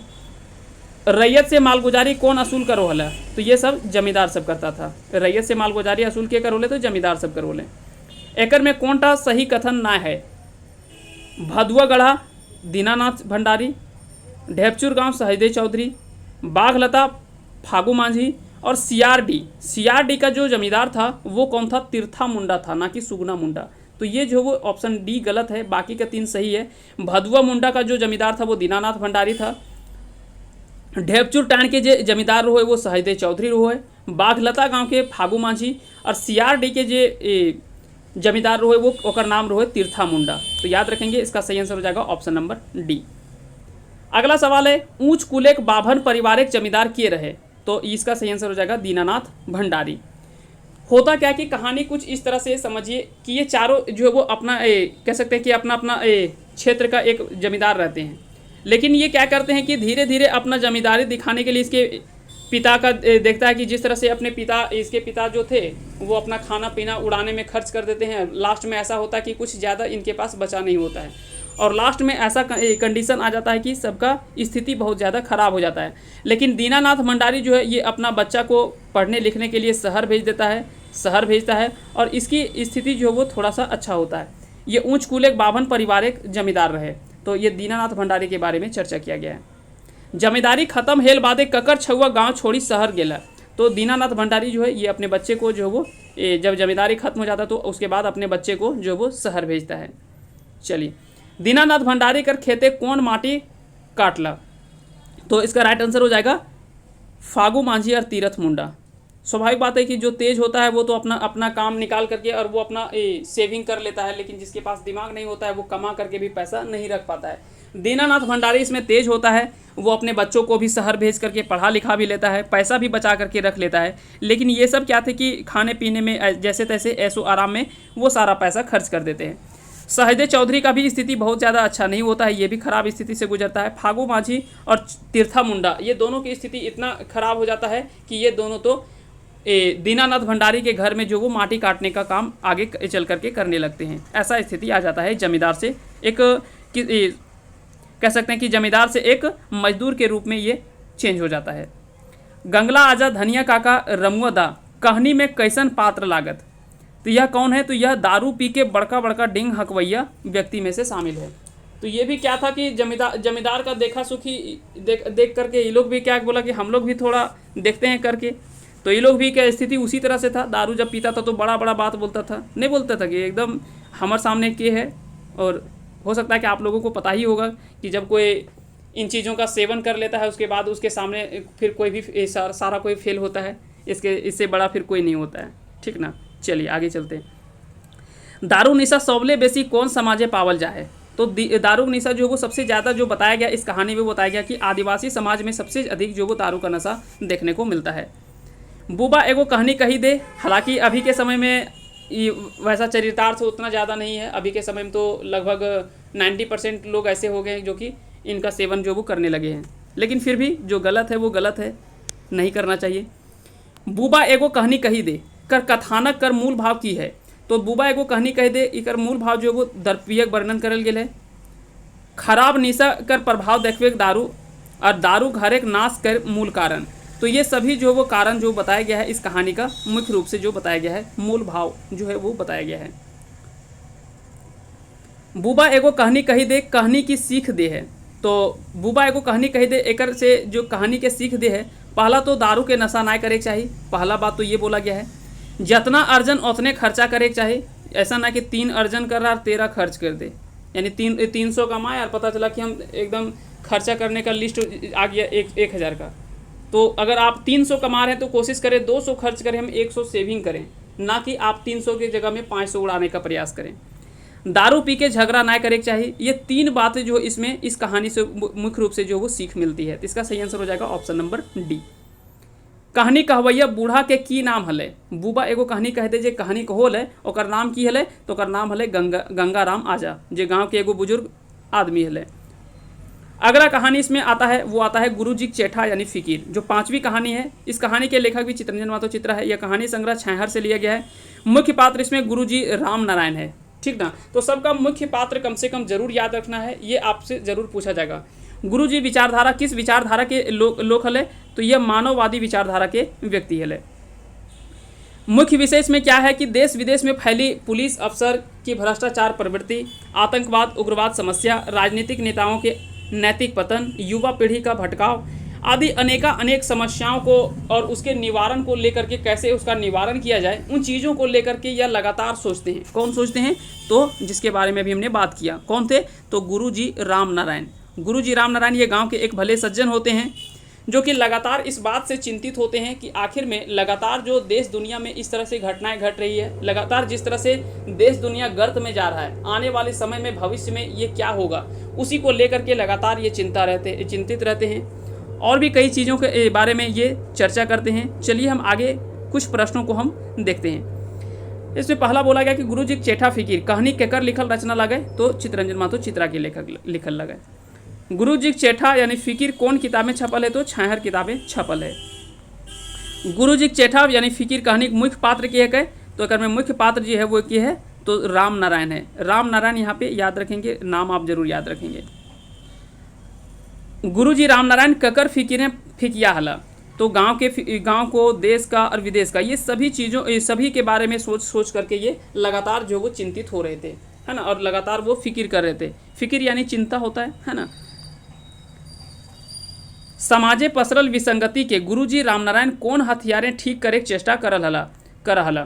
तो स्वाभाविक बात है कि जो शिक्षित लोग होते हैं वो ऐसा नहीं कि लड़ाई झगड़ा या किसी से बदला लेने का प्रयास नहीं करेंगे, वो जो थे वो बदलाव लाना चाहते थे कलम से, और कलम से क्रांति, जैसे कहावत होता है ना कि कलम से क्रांति लेकर के आएंगे, तो बस ये ऐसे व्यक्ति थे जो कि कलम से क्रांति लाने का प्रयास कर रहे थे और अंत में ये सफल भी होते हैं, हालांकि ऐसा नहीं कि नहीं सफल होते हैं, बहुत हद तक सफल भी होते हैं। आगे चल करके ये कह सकते हैं कि जब अपने नौकरी पेशे से जब ये रिटायर करते हैं उसके बाद ये लगातार बड़े बड़े एमएलए एमपी नेताओं से मिलते जुलते हैं और लगातार इन चीज़ों पर ये कार्य करते हैं। ठीक है, आगे चलते हैं अगले सवाल की ओर। अगला सवाल है कि गुरुजी की फिकीर, तो गुरुजी ककर फिकीर ना है, तो देश के फिकीर है, विदेश के फिकीर है, समाज के फिकीर है, लेकिन अपन शरीर के फिकीर ना है। ओपरा ई ना देख रही थी कि हमार शरीर ठीक है कि ना है, तो अपन शरीर के फिक्र ना करो थी, लेकिन देश विदेश और समाज के फिक्र लगातार वो करो थी। राम नारायण पेशा से की हला, तो इस तरह के सवाल आपसे जरूर पूछा जाएगा कि राम नारायण जो थे वो पेशे से क्या थे, तो पेशा से एक मास्टर हला, तो ये पेशे से एक शिक्षक थे। राम नारायण कौन विचारधारक लोग रहत, तो ऐसा सवाल जरूर आपसे पूछा जाएगा, ये भी आप चीज़ें याद रखेंगे। मानववादी विचारधारा के लोग हला। राम नारायण कर चेठा कर कारण की रहे, तो राम नारायण जो लगातार चिंता करते थे, गुरुजी राम नारायण जो चिंता कर रहे थे वो क्यों आखिर में चिंता कर रहे थे, तो देश विदेश की कर आंतरिक समाचार सुन के, सामाजिक विसंगति देख करके और देश से पसरत भ्रष्टाचार के देख करके, ये सभी देख और सुन करके वो लगातार जो है वो चिंतित हो रहे थे। तो इसका सही आंसर हो जाएगा ऑप्शन नंबर डी। राजनीतिक लफड़ाएं कौन देश ना पड़ा है, तो जापान, यूरोपीय देश और विकासशील देश, ये सभी जो वो लफड़ा में नहीं फंसना चाहते हैं, यही कारण है कि वो आज विकसित देशों के रूप में जाने जाते हैं। स्वाभाविक बात है कि जापान, यूरोपीय कंट्री जो है वो बहुत जल्दी वो झगड़े झंझट में नहीं पड़ना चाहते हैं, और कुछ विकासशील देश हैं या विकसित देश हैं वो भी जल्दी से इसमें नहीं पड़ना चाहते हैं। तो ये सभी चीज़ आपको याद रखने हैं। गुरुजी चेठा कौन रख में कहानी लगे, यानी गुरुजी की फिकीर जो है वो कौन रख में कहानी लगे, तो यह जो है वो एक मनोवैज्ञानिक रूप में कहानी है, एक मनोवैज्ञानिक, क्योंकि वो मन में ही ऐसा लगातार वो सोच करके इसमें चिंतित हो रहे होते हैं, तो ये एक मनोवैज्ञानिक रूप से संबंधित कहानी है। गुरुजी अपन फिकीर के दूर करे लेल ककर से मिलल रहत, तो वो बाद में गुरुजी जब अपना शिक्षक पद से रिटायर हो जाते हैं उसके बाद ये लगातार क्या है कि अपने क्षेत्र में वो काम करना शुरू करते हैं, नेता मंत्री से मिलते हैं, एमपी एमएलए वगैरह से मिलते हैं, और लगातार वो इस चीज़ को लेकर के बातों को उठाते हैं कि कैसे इस चीज़ को इन विसंगतियों को कैसे दूर किया जाए, जो लगातार यहाँ पे समस्या उत्पन्न हो रहा है इसका निराकरण कैसे किया जाए, उस चीज़ों पर ये लगातार बात करते हैं। चलिए आगे चलते हैं अगले सवाल की ओर, और अगला जो कहानी हम बात करेंगे वो कहानी नंबर 6 है। ये है समय कटवा ताश खेला। इस कहानी के लेखक है चित्रंजन महतो चित्रा, कहानी संग्रह है छाहर का, और मुख्य पात्र हैं चिन्मय मुखर्जी इसके मुख्य पात्र हैं, और अन्य पात्र इसमें अगर बात करें तो आनंद कुमार, बालकृष्ण शाह और चिन्मय मुखर्जी हैं, और सीताराम, ये 4 इसके मुख्य पात्र हैं। ये चारों भी आपको याद रखने हैं। इसमें बात करते हैं पहले कहानी का, तो इसमें बोला गया कि समय कटवा ताश खेला कहानी कहकर लिखल लगे, तो यह चित्रंजन महतो चित्रा के द्वारा लिखी गई एक रचना है। समय कटवा ताश खेला कहानी कौन किताबें शामिल है, तो छाहर कहानी किताबें शामिल है, तो छाहर इसका जो वो राइट आंसर हो जाएगा। चलिए अगला सवाल है कि समय कटवा ताश खेला कहानी के मुख्य पात्र लागत, तो समय कटवा ताश खेला के कहानी के जो मुख्य पात्र लगे वो के लगे, तो चिन्मय मुखर्जी के बारे में यहाँ पे चर्चा किया गया। हालांकि इसमें तीनों व्यक्ति के बारे में यहाँ पे लगातार चर्चा है, लेकिन चिन्मय मुखर्जी इसमें मुख्य रूप से हैं। बाकी के लोग इसमें पात्र के रूप में देखा जाए तो चारों पात्र देखने को मिलेगा आपको समय कटवा ताश खेला में। गाँव में 3 को रिटायर मास्टर के हला, तो आनंद, बालकृष्ण और चिन्मय, ये 3 व्यक्ति थे। ये तीनों का क्रम भी कई बार पूछा जाता है, ए बी और सी, इस तरह से याद रखेंगे, ए से आनंद, बी से बालकृष्ण और सी से चिन्मय, है ना, इस तरह से भी आप याद रख सकते हैं। और चिन्मय जो थे वो मुख्य पात्र इसमें हैं। ये तीनों मास्टर में केकर आँख खराब भई जा है, तो चिन्मय के जो है वो आँख खराब हो जाए जगह चलते वो बाद में जाकर के चेन्नई जाती अपन आँख के इलाज करे वास्ते।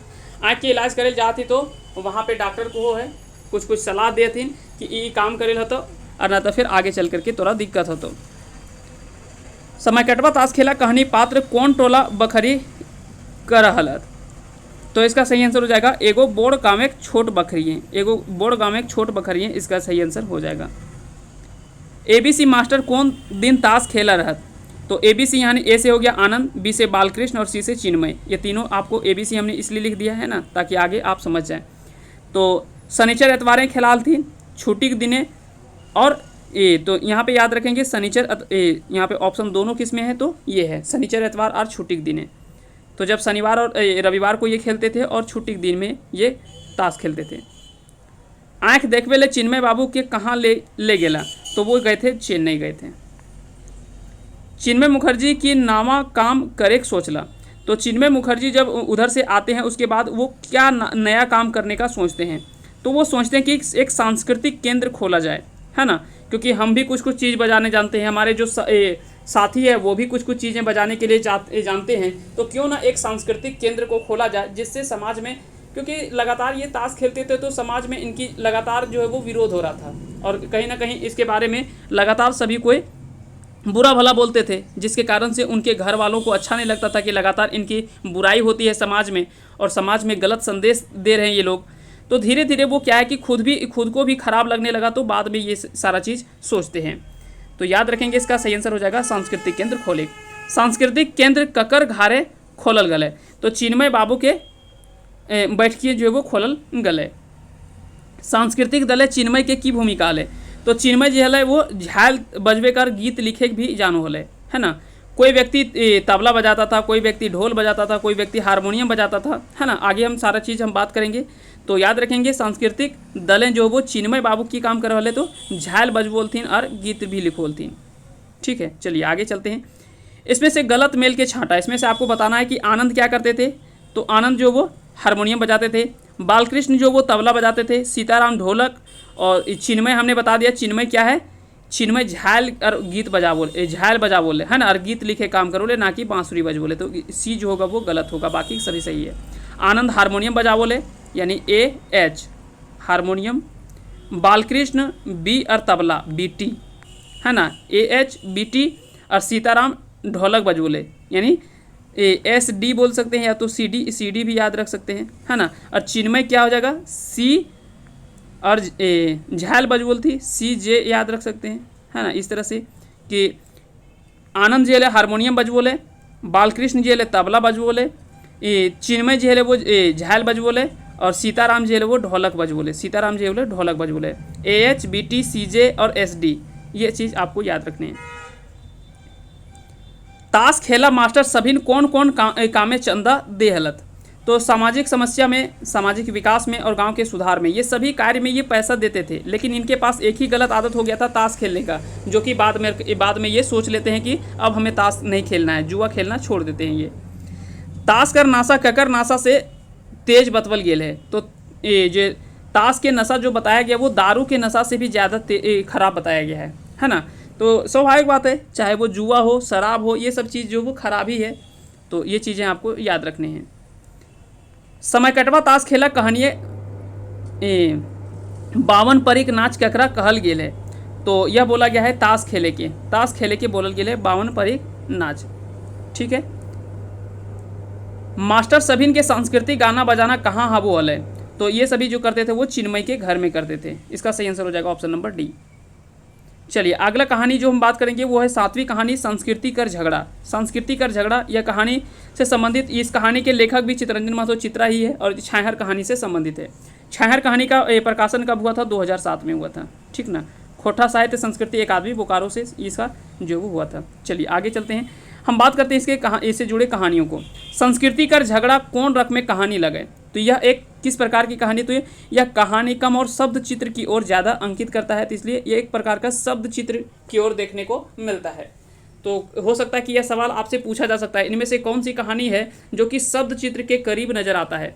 तो शब्द चित्र के जैसा लगता है तो संस्कृति कर झगड़ा, ठीक है, जो छाहर कहानी संग्रह से संबंधित है। इसके लेखक कौन है संस्कृति कर झगड़ा के? तो चित्तरंजन महतो चित्रा। संस्कृति कर झगड़ा में केकर मांझे झगड़ा देखल गेल है।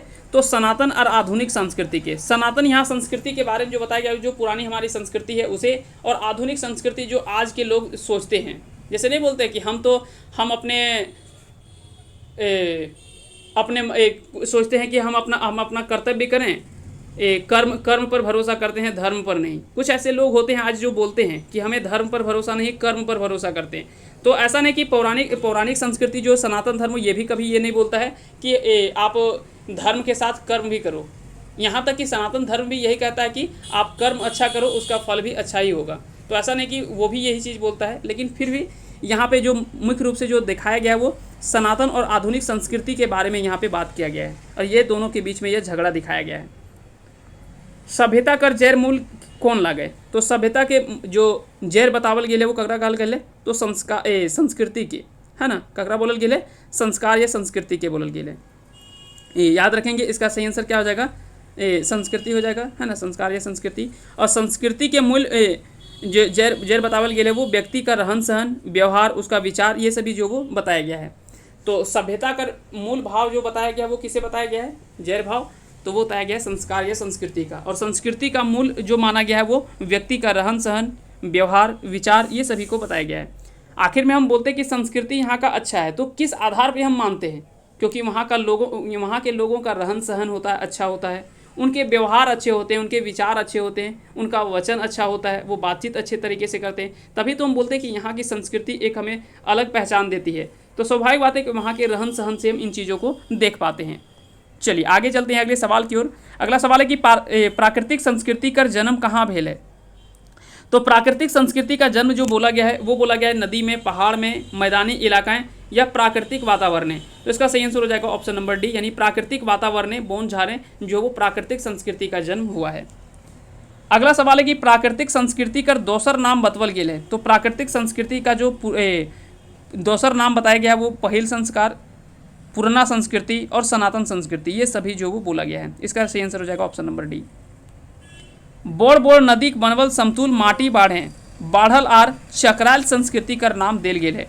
तो वो बोला गया है आर्य संस्कृति, मैदानी संस्कृति, या तो फिर आधुनिक या नावा पीढ़िक संस्कृति। तो इसका राइट आंसर हो जाएगा ऑप्शन नंबर डी। प्राकृतिक संस्कृति में कौन चीज का प्रधानता रहा है। तो प्राकृतिक संस्कृति में कौन चीज का प्रधानता रहा है। तो इसका सही आंसर हो जाएगा प्राचीनता और परंपरा के। प्राचीनता और परंपरा के इसमें जो वो मुख्य रूप से देखने को मिलता है। तो स्वाभाविक बात है कि अगर प्राकृतिक संस्कृति या पुरानी संस्कृति के बारे में हम जाते हैं तो उसमें हम जो सबसे ज़्यादा जो प्रधानता देखने को मिलता है वो सबसे पहले तो प्राचीनता का और दूसरा एक परंपरा का, है ना। ये परंपराओं से संबंधित है, जो कि भारत की संस्कृति कहीं ना कहीं जो वो प्राचीन संस्कृति है और उसकी परंपरा जो है वो दर्शाती है इन चीज़ों को। हालांकि धीरे धीरे इसको धूमिल करने का प्रयास जो वो लगातार किया जा रहा है कुछ लोगों के द्वारा। चलिए आगे बात करेंगे। अगला सवाल है मैदानी या आर्य संस्कृति में कौन चीज़ कर प्रधानता रहा है। तो एकर में जो प्रधानता रहो है वो ककर आधुनिकता और नवीनता। पहला तो ये जो नई संस्कृति जो आज के समय में जो आज के ज़माने के लोग जो मानते हैं वो ऐसी संस्कृति का विकास कर रहे हैं जो कि कहते हैं कि दुनिया कहाँ चल गए और तुम्हें अभी यहाँ तक है।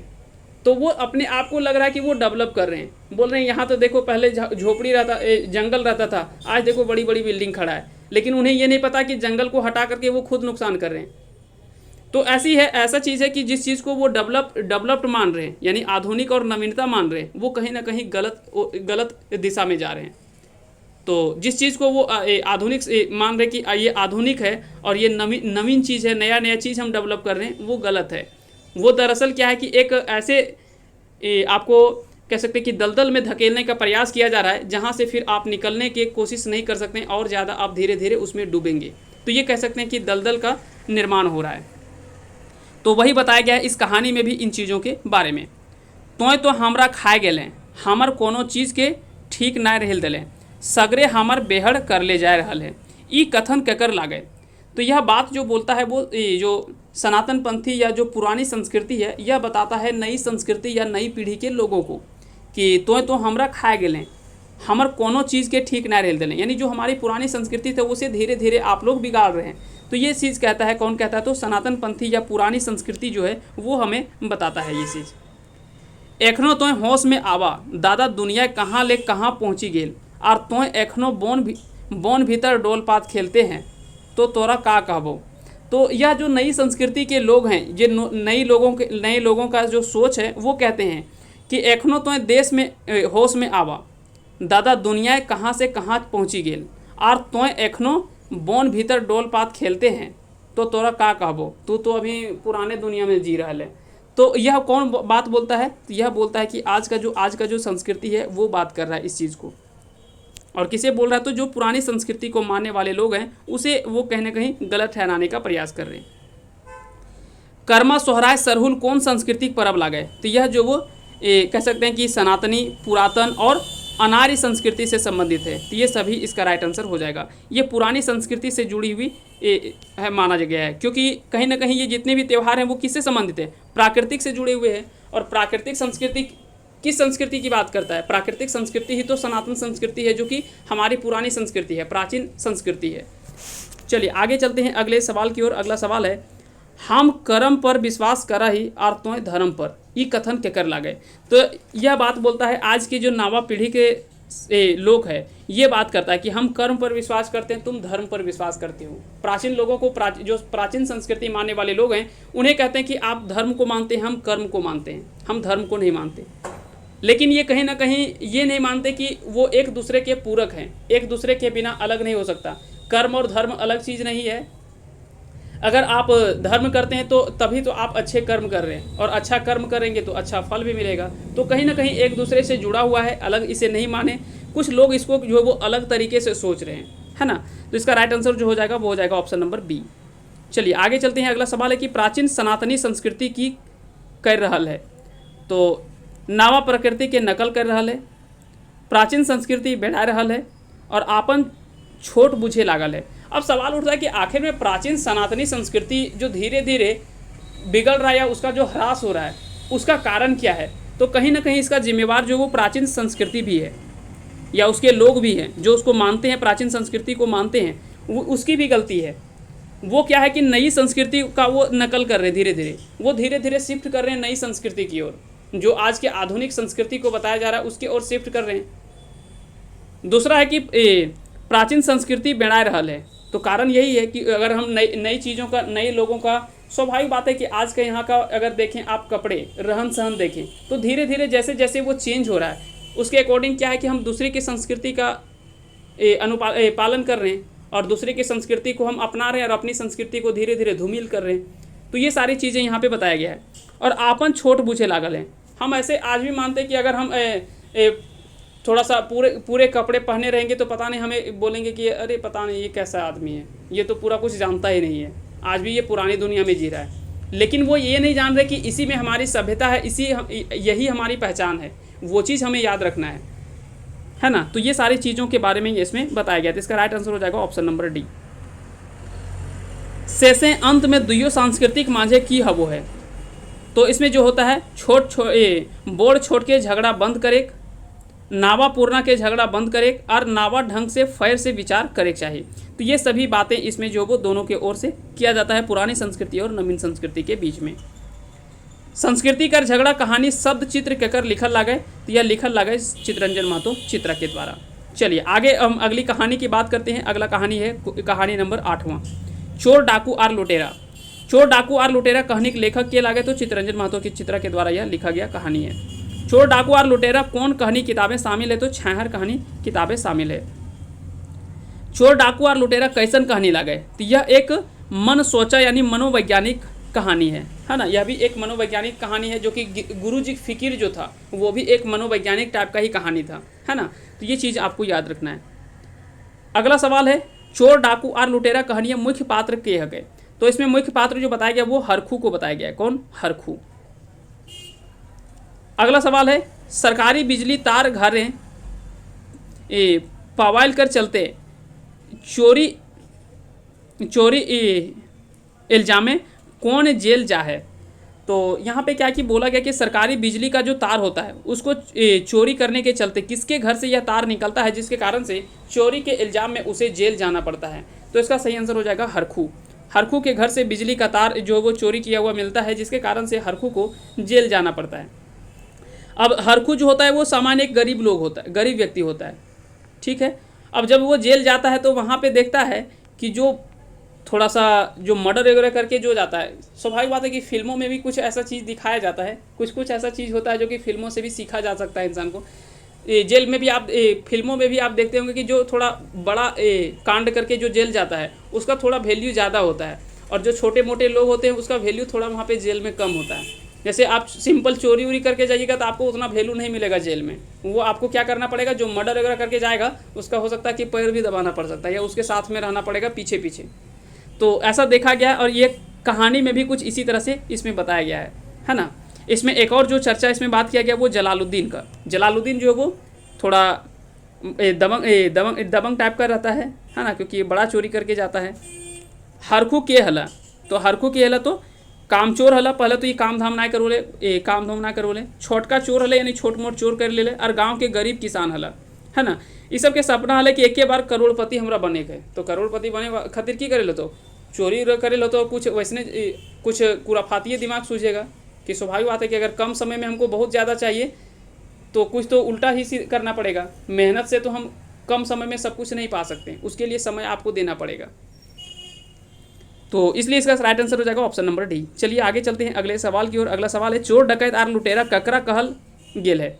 तो चोर डाकू आर लुटेरा ककरा कहल गेल है, तो बिन मेहनते खवैया के कहल गेल है चोर डाकू आर लुटेरा। ये ककरा कहल गेल है, जो बिना मेहनत के खाता है उसी को तो बोला गया है। जलालुद्दीन कहाँ डकैती करो हला, तो डकैती जो जलालुद्दीन जो चोरी करता था वो कहाँ पे, जो शोषक के घर में, जो गरीबों का मारता था, गरीबों का शोषण करता था, गलत तरीके से धन कमाता था, उसके घर में ये ज़्यादा चोरी करता था। कहीं ना कहीं ये गरीबों की भलाई भी करता था, है ना, बाहर निकल करके गरीबों की भलाई भी करता था, लेकिन कई बार ये जेल भी जा चुका था इसके कारण से। तो इसका सही आंसर क्या हो जाएगा, ऑप्शन नंबर सी। हरखू कैसे गरीब भेल हले, तो अब गरीब होवे कारण बहुत हो सकता है, कोनो काम ना कर में तो गरीब होबे करबे। आमदनी ले बेसी खर्चा कर रहा है, अब यहाँ कमा रहा है 2 रुपया, खर्च करने के लिए सोचेगा कि हम 5 रुपया खर्च करें, कहाँ से करेगा। बाप दादा सभी जमीन बेच दे लगा। अब एक तीसरा बचता है कि अगर कहीं पूर्वज थोड़ा सा बहुत छोड़ दिया तो उसको भी बेच उच के खाएगा या तो फिर रहेगा थोड़ा बहुत। वो भी इसका क्या था कि इसके पिता भी कुछ नहीं छोड़ के गए थे, वो भी पहले बेच करके पहले फुर्सत थे। तो कहीं ना कहीं बोलते हैं ना कि बापे पूत प्राप्ते घोड़ा, ना कुछ तो थोड़ा थोड़ा। तो यानी कह सकते हैं कि कहावत है, गलत नहीं है, कि कहीं ना कहीं पिता का कुछ ना कुछ असर अपने पुत्र पर जरूर होता है। तो कुछ इसी का असर था हरखू के ऊपर भी, ये अपने पिता के कदमों पर ये चल रहा था। तो इसका राइट आंसर क्या हो जाएगा, ऑप्शन नंबर डी। चलिए आगे चलते हैं, अगला सवाल देख लेते हैं। जलालुद्दीन कर उठन बैठन केकर संग रहा हले, तो इसका उठना बैठना जो था वो पुलिस अफसर संग रहा है और सामाजिक बेस लोग के संग रहा है, क्योंकि ये भलाई करता था। ऐसा नहीं कि चोर भले ये चोरी करता था, लेकिन ये ऐसे घर में चोरी करता था जो सताया हुआ पैसा रहता था, है ना, जिसके पास गलत तरीके से कमाया हुआ पैसा था, उसी के घर में ये चोरी करता था, ना कि किसी गरीब घर में। तो इसका राइट आंसर हो जाएगा ऑप्शन नंबर डी। जलालुद्दीन कर कौन चीज़ देख के हरखू भौचक रहे, तो ओकर रहन सहन, ओकर विचार भाव और ओकर ठाठ बाट। ये है कि जलालुद्दीन जब जेल में देख ले, हरखू जब जलालुद्दीन के जेल में देख ले, तो अगर देख ले कि बड़ा ठाठ बाट से रहो, रहन सहन भी अगर अच्छा है, विचार भाव भी अगर अच्छा है, यानी ओकर इतना बार वो जेल चल गए कि जेल के आदमी से भी ओकर पूरा पहचान बन गए, है ना, जकर कारण से वो जेल में भी आराम से घर तरी रोले। तो वह देख करके हरखू भी सोच ले कि गरीब के कल्याण कहीं ना हो, घर उधर ना हो, जेल में लियो तो यहाँ पे देख रही हो कि गरीब और अमीर हो वो, यानी गरीब के कल्याण कोनो जगह ना हो। तो ये हरखू अपने मन में सोचता है। हरखू कर मन आर हिया दुइयों के देखी के हारी गेल रहे, तो सामाजिक व्यवस्था के, राजनीतिक व्यवस्था के या कानून न्याय व्यवस्था के। तो हरखू कर मन जो है वो आखिर में क्यों देख करके हार जाता है, तो यह वहाँ के देखता है कि यहाँ के सामाजिक व्यवस्था कुछ ठीक नहीं है, राजनीतिक व्यवस्था वही हाल है, और कानून न्याय व्यवस्था जो वो भी इसी तरह से देख लिया। तो ये सभी देखता है कि सभी कुल मिलाकर के वही हाल है, जिसके कारण से अब हम किसके पास जाएं। समाज के पास जाते हैं तो वहाँ का लचर व्यवस्था है। अगर राजनीतिक मामले में अगर हम किसी नेता वगैरह के पास जाते हैं तो वो सब भी ऐसे उसी तरह से वो खुद अपने उसी में लिप्त है। और कानून व्यवस्था के साथ जाते हैं तो वो भी वही देख रहे हैं, क्योंकि जेल में जाता है तो वहाँ पे भी देखता है कि यहाँ पे भी भेदभाव हो रहा है, जो थोड़ा भयंकर टाइप का, जो वहाँ पे डाकू को जाता है, जो थोड़ा बड़ा कुछ कांड करके जाता है, उसके लिए अलग व्यवस्था होता है, उसका थोड़ा मान सम्मान वहाँ पे होता है जेल में। जो छोटा मोटा चोरी उरी करके जाता है उसका उतना वैल्यू नहीं मिलता है जेल में। तो देखता है कि सब तो वैसा ही है, तो अब क्या करें हम। तो वही यहीं पे सोचता है जेल में ही कि गरीब का कल्याण कहीं ना हो। बैंक लूट कांड में कई गो छोकरा धरायल रहे, तो 4-5 गो जो है वो लड़का धरायल रहे, और सबके सपना है कि कम समय में हमने करोड़पति बनना हो, इसलिए चल जल्दी से। तो शायद हो सको कि सब केबीसी के शुरुआत हो रहे, ओकर पहले ना हलथिन, ओकर पहले ही सब रहल, ओकर पहले के कहानी लगे, अगर ओकर बाद के कहानी रहते तो सब केबीसी जरूर जीतल है कि मेहनत करके चल मेहनत भी नहीं करे खोजल थी। ये सबके दिक्कत है कि मेहनत भी ना करे खोजल थी, बिना मेहनत के पैसा कमाए खोजल थी। चलिए, न तो कौन बनेगा करोड़पति में भी जीतल थी, लेकिन वहाँ भी जाए वास्ते पढ़े पड़ता सबके। चलिए अगला सवाल है क्वेश्चन नंबर 14। हरखूक नींद टूटल तो की कसम खैलक, तो वहाँ पे हरखू जो है वो नींद से खुलता है, वो कुछ सपने देखता है और ऐसा माना जाता है कि मेरा हार्ट अटैक हो गया है। तो कुछ इस तरह से कहानी है। कहानी जब आप पूरा पढ़ेंगे तो सारा चीज़ आपको समझ में आ जाएगा। और वहीं से जब इसका नींद खुलता है तो वहाँ से एक कसम खाता है कि अब हम चोरी धंधा ना करब, खूब मेहनत करब और मजदूरी करी के जियब, मगुर चोरी ना है। तो ये सभी जो वो सपने जब नींद से टूटता है तो ये कसम खाता है कि आज के बाद ये सब काम हम नहीं करेंगे। अगला सवाल है, चोर डकैत और लुटेरा कहानी में जितना रकम एक पात्र आयल रहे औखिन सब रहत। तो वो सभी जो थे वो बिन मेहनत के शान शौकत से जिए वाला। अगर में जितना पात्र को दिखाया गया वो सभी ऐसा पात्र को दिखाया गया जो सभी बिना मेहनत नहीं करना है, बिना मेहनत के एकदम शान और शौकत से कैसे रहें उसके बारे में ये सोचता है। तो वो सभी पात्र इसमें दिखाया गया है। अगला सवाल है, अगला जो कहानी है वो है कहानी नंबर 9वां। यह है नावा छोड़ जमींदार। नावा छोड़ जमींदार, ये भी कहानी जो वो काफ़ी अच्छा कहानी है। इससे भी सवाल आपसे पूछा जा सकता है। नावा छोड़ जमींदार कहानी के लेखक के लागे, तो यह लेखक लगे चित्रंजन महतो चित्रा। नावा छोड़ जमींदार कहानी कौन किताब से लेल गेल है, तो छाहर किताब से लियल गेल है। नावा छोड़ जमींदार कहानी कौन सुनावा है, तो इसमें कहानी जो सुनाता है वो जगन्नाथ चौधरी सुनाता है। नावा छोड़ जमींदार की कहानी कौन सुनावो है, तो जगन्नाथ चौधरी सुनावो है। अत्याचारी दरोगा के की नाम हले, तो अत्याचारी दरोगा के नाम हले बलराम सिंह। इसका राइट आंसर हो जाए तो ऑप्शन नंबर बी, यानी बलराम सिंह हले अत्याचारी दरोगा के नाम। अंग्रेजी शासन बेरक छोट बोड़ जमींदारे तुलना ककर से करल गेल है। तो अंग्रेजी शासन काल में जो जमींदार होते थे वो आज के डीसी, एसडीओ, बीडीओ ये सभी के पावर उतने के पावर जो आज डीसी एसपी रखते हैं, पावर रखते हैं, उसके बराबर पावर एक जमींदार रखते थे अंग्रेजी शासन काल में। अगला सवाल है कि जगन्नाथ चौधरी उम्र कतना लगभग हले, तो अगर उम्र जो है 80 बछर से लगभग ऊपर हो गए है ना, 80 बरस से ऊपर हो गए। आज एक सरकारी शासन के ककर से तुलना करल गेल है, तो आज के सरकारी शासन के तुलना जो करल गेल है वो अंग्रेजी शासन काल से करल गेल है। नावा छोड़ जमींदार कहानी में बोर्ड जिम्मेदार ककरा कहल गेल है, तो बोर्ड जिम्मेदार जो बोलल गेल है वो डीसी के बोलल गेल है। नावा छोड़ जमींदार कहानी में की सीख या संदेश मिला है, तकर में सीख मिलो है भ्रष्टाचारी न्याय बने के चाहिए, गरीब के न्याय सत्वे के चाहिए और अत्याचार के परिणाम बुरा हुआ है। तो ये सभी जो इसमें बात किया गया है। जो अत्याचारी दरोगा था है ना, तो वो कहीं ना कहीं आगे चल करके उसकी स्थिति बहुत ज़्यादा खराब होता है। तो ये सारा चीज़ यहाँ पे बताया गया कि अगर आप अत्याचार करेंगे तो उसका परिणाम भी जो होगा वो काफ़ी ज़्यादा बुरा ही होता है। अब हम बात करते हैं कहानी 10वें कहानी का, और आज का ये अंतिम कहानी है, छाहर कहानी का अंतिम कहानी है, देवता के खाए गले डाकिन। देवता के खाए गले डाकिन कहानी कौन समस्या पर आधारित है, तो यह जो वो एक पारिवारिक समस्या के ऊपर लिखा गया कहानी है। तो यह एक पारिवारिक समस्या के ऊपर लिखी गई कहानी है। ये कहानी के मुख्य पात्र के नाम के है, तो इस कहानी के मुख्य पात्र जो है वो निर्मल है और इसकी एक पत्नी होती है ना, उसके बारे में हम आगे चर्चा करेंगे। तो निर्मल दास इसकी कहानी का जो वो मुख्य पात्र है, शोभा रानी इसकी पत्नी का नाम होता है ना, इसके बारे में हम बात करेंगे आगे। निर्मल दास एक मेहरारूक नाम की हल है, तो एक इसकी पत्नी का नाम जो था वो शोभा रानी था। इसका राइट आंसर हो जाएगा ऑप्शन नंबर बी। शोभा रानी निर्मल दासिक बहू कौन भाषा बोला हलिक, तो शोभा रानी जो निर्मल दासिक बहू या कह सकते कि पत्नी जो थी वो कौन भाषा बोला हलिक, तो बांग्ला हिंदी बोला हलिक, बांग्ला हिंदी बोला हलिक। ई कहानी देवता ककरा कहल गेल है, तो ई कहानी देवता जो बोलल गेल है वो निर्मल दास के, क्या निर्मल दास जो एक भले सज्जन हले, एक बोड़ बाबू के रूप में एक काम कर हली, लेकिन अगर जस्ट उल्टा हली अगर कन्या अगर मेहरारू शोभा रानी, ये थोड़ा अभी के मॉडर्न जमाना के जो देखावल जाओ है ना, वो किस्म के मेहरारू हले अगर।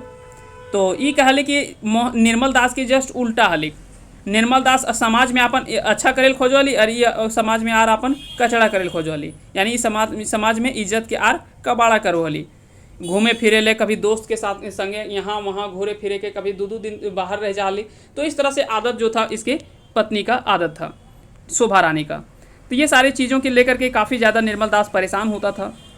निर्मल दास कौन काम कर हली, तो यह जो वो ऑफिस कर एक बड़ा बाबू हली है ना, तो ऑफिस में एक बड़ा बाबू थे निर्मल दास। अगला सवाल है शोभा रानी समिति कर कौन पदे काम करे, तो शोभा रानी जो है वो एक समिति में कार्य करती थी जिसमें ये अध्यक्ष के पद पर कार्यरत थी।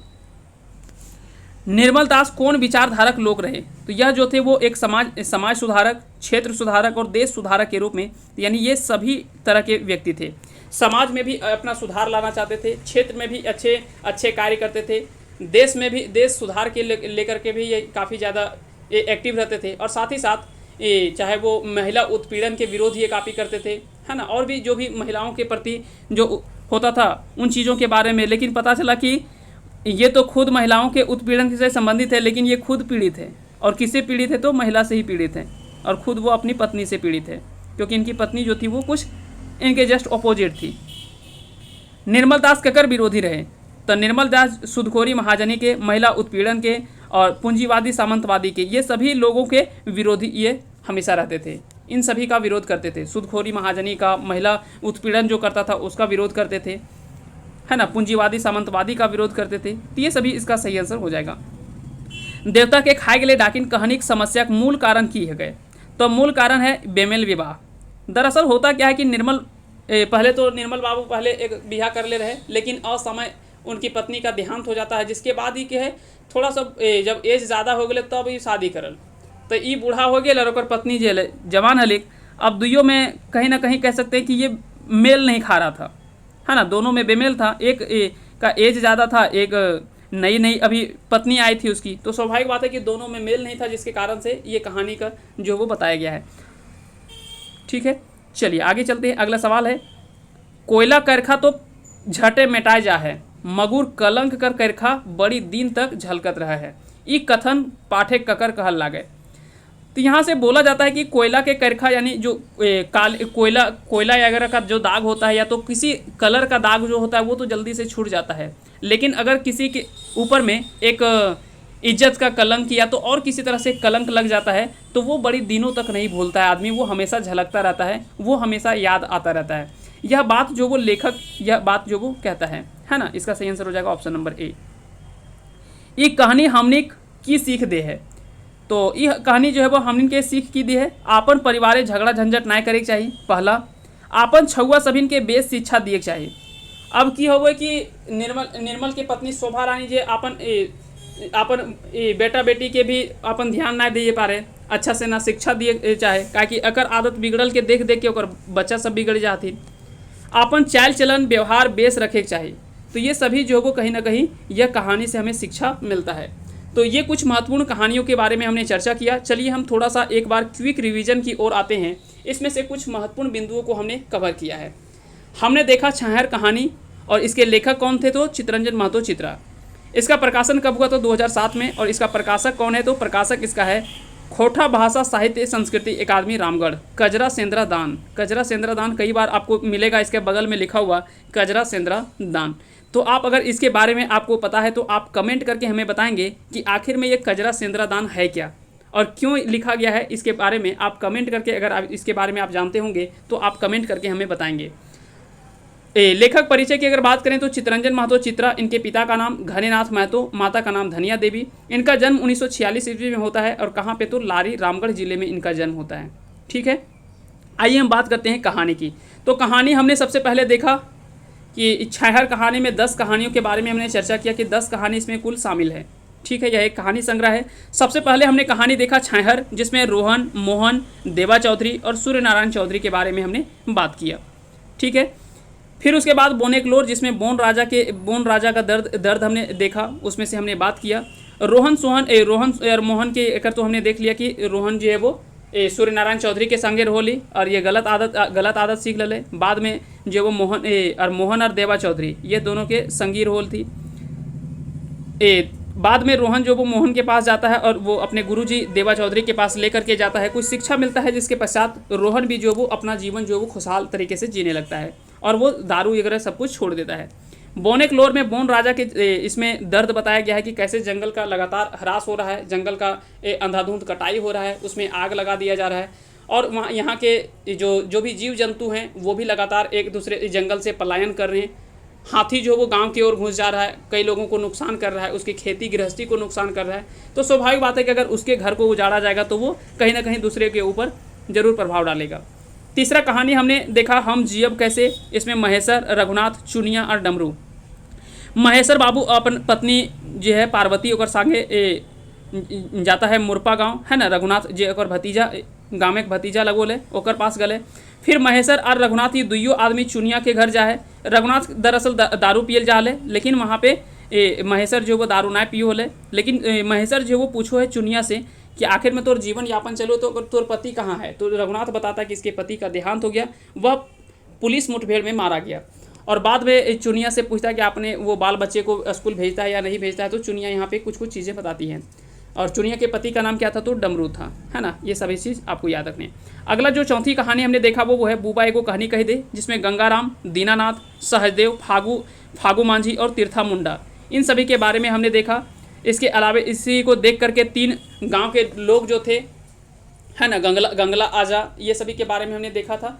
तो वो सभी जो इसी के से रिलेटेड जो इसी का देखा सीखी वो भी इसी तरह से करना चाहते हैं, जो कि बाद में अपनी बेटी के शादी में क्या करते हैं, अपनी बेटी के शादी में वो खेत बेच देते हैं, ज़मीन बेच देते हैं, ये पंप वगैरह बेच देता है। और ये सब कहानी कौन सुना रहा होता है, तो गंगाराम ये कहानी सुनाता है ना। बुबा एगो कहानी कहते हैं, कहाँ पे, तो खरिहान में ये कहानी सुनाता है। 5वां कहानी हमने देखा गुरुजी फिकीर यानी चेठा, जो कि गुरुजी राम नारायण के बारे में इसमें लगातार जो वो देश के विदेश के लगातार समाज में जो असंतोष की स्थिति पैदा हो रहा है, जो हमेशा समाज में जो विसंगति पैदा हो रहा है या दिक्कत हो रहा है, ओकर बारे में हमेशा ये चिंता करो थी, है ना, गुरुजी फिकीर, जिसका नाम क्या रहता है, तो गुरुजी राम नारायण।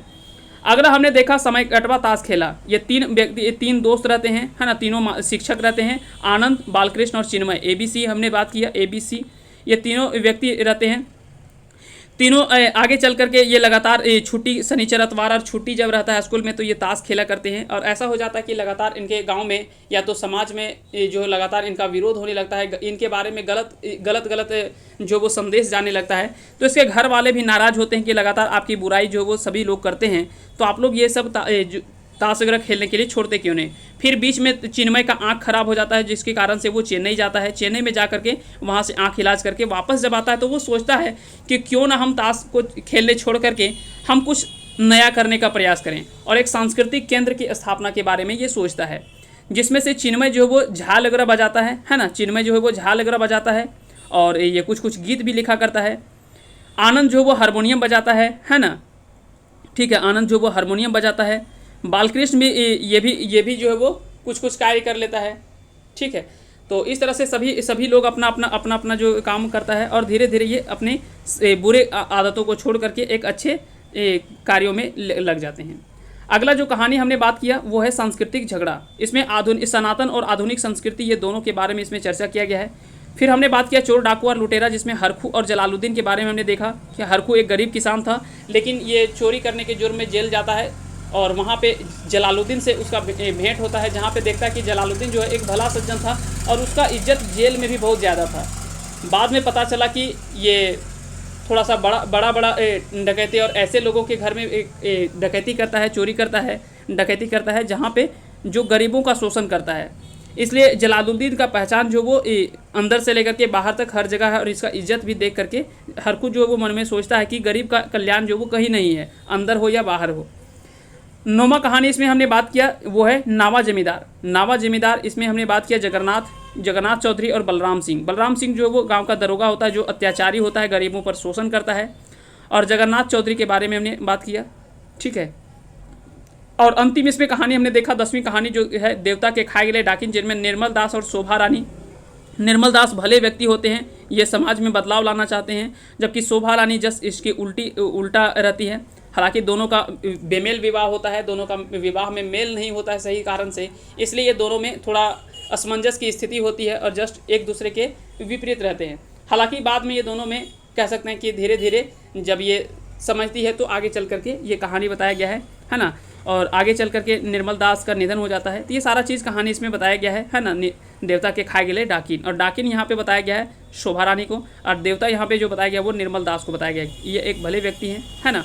तो इस तरह से उम्मीद करते हैं कि आज के वीडियो सेशन आप सभी को पसंद आया होगा। अगर पसंद आएगा तो इस वीडियो को लाइक करें। साथ ही साथ अगर आपको अगला टॉपिक नेक्स्ट कहानी संग्रह सोंध माटी आपको चाहिए तो आप हमें कमेंट करके ज़रूर बताएंगे कि सोंध माटी अगला हम कहानी लेकर के आएँ, सोंध माटी या तो फिर खोठा निबंध।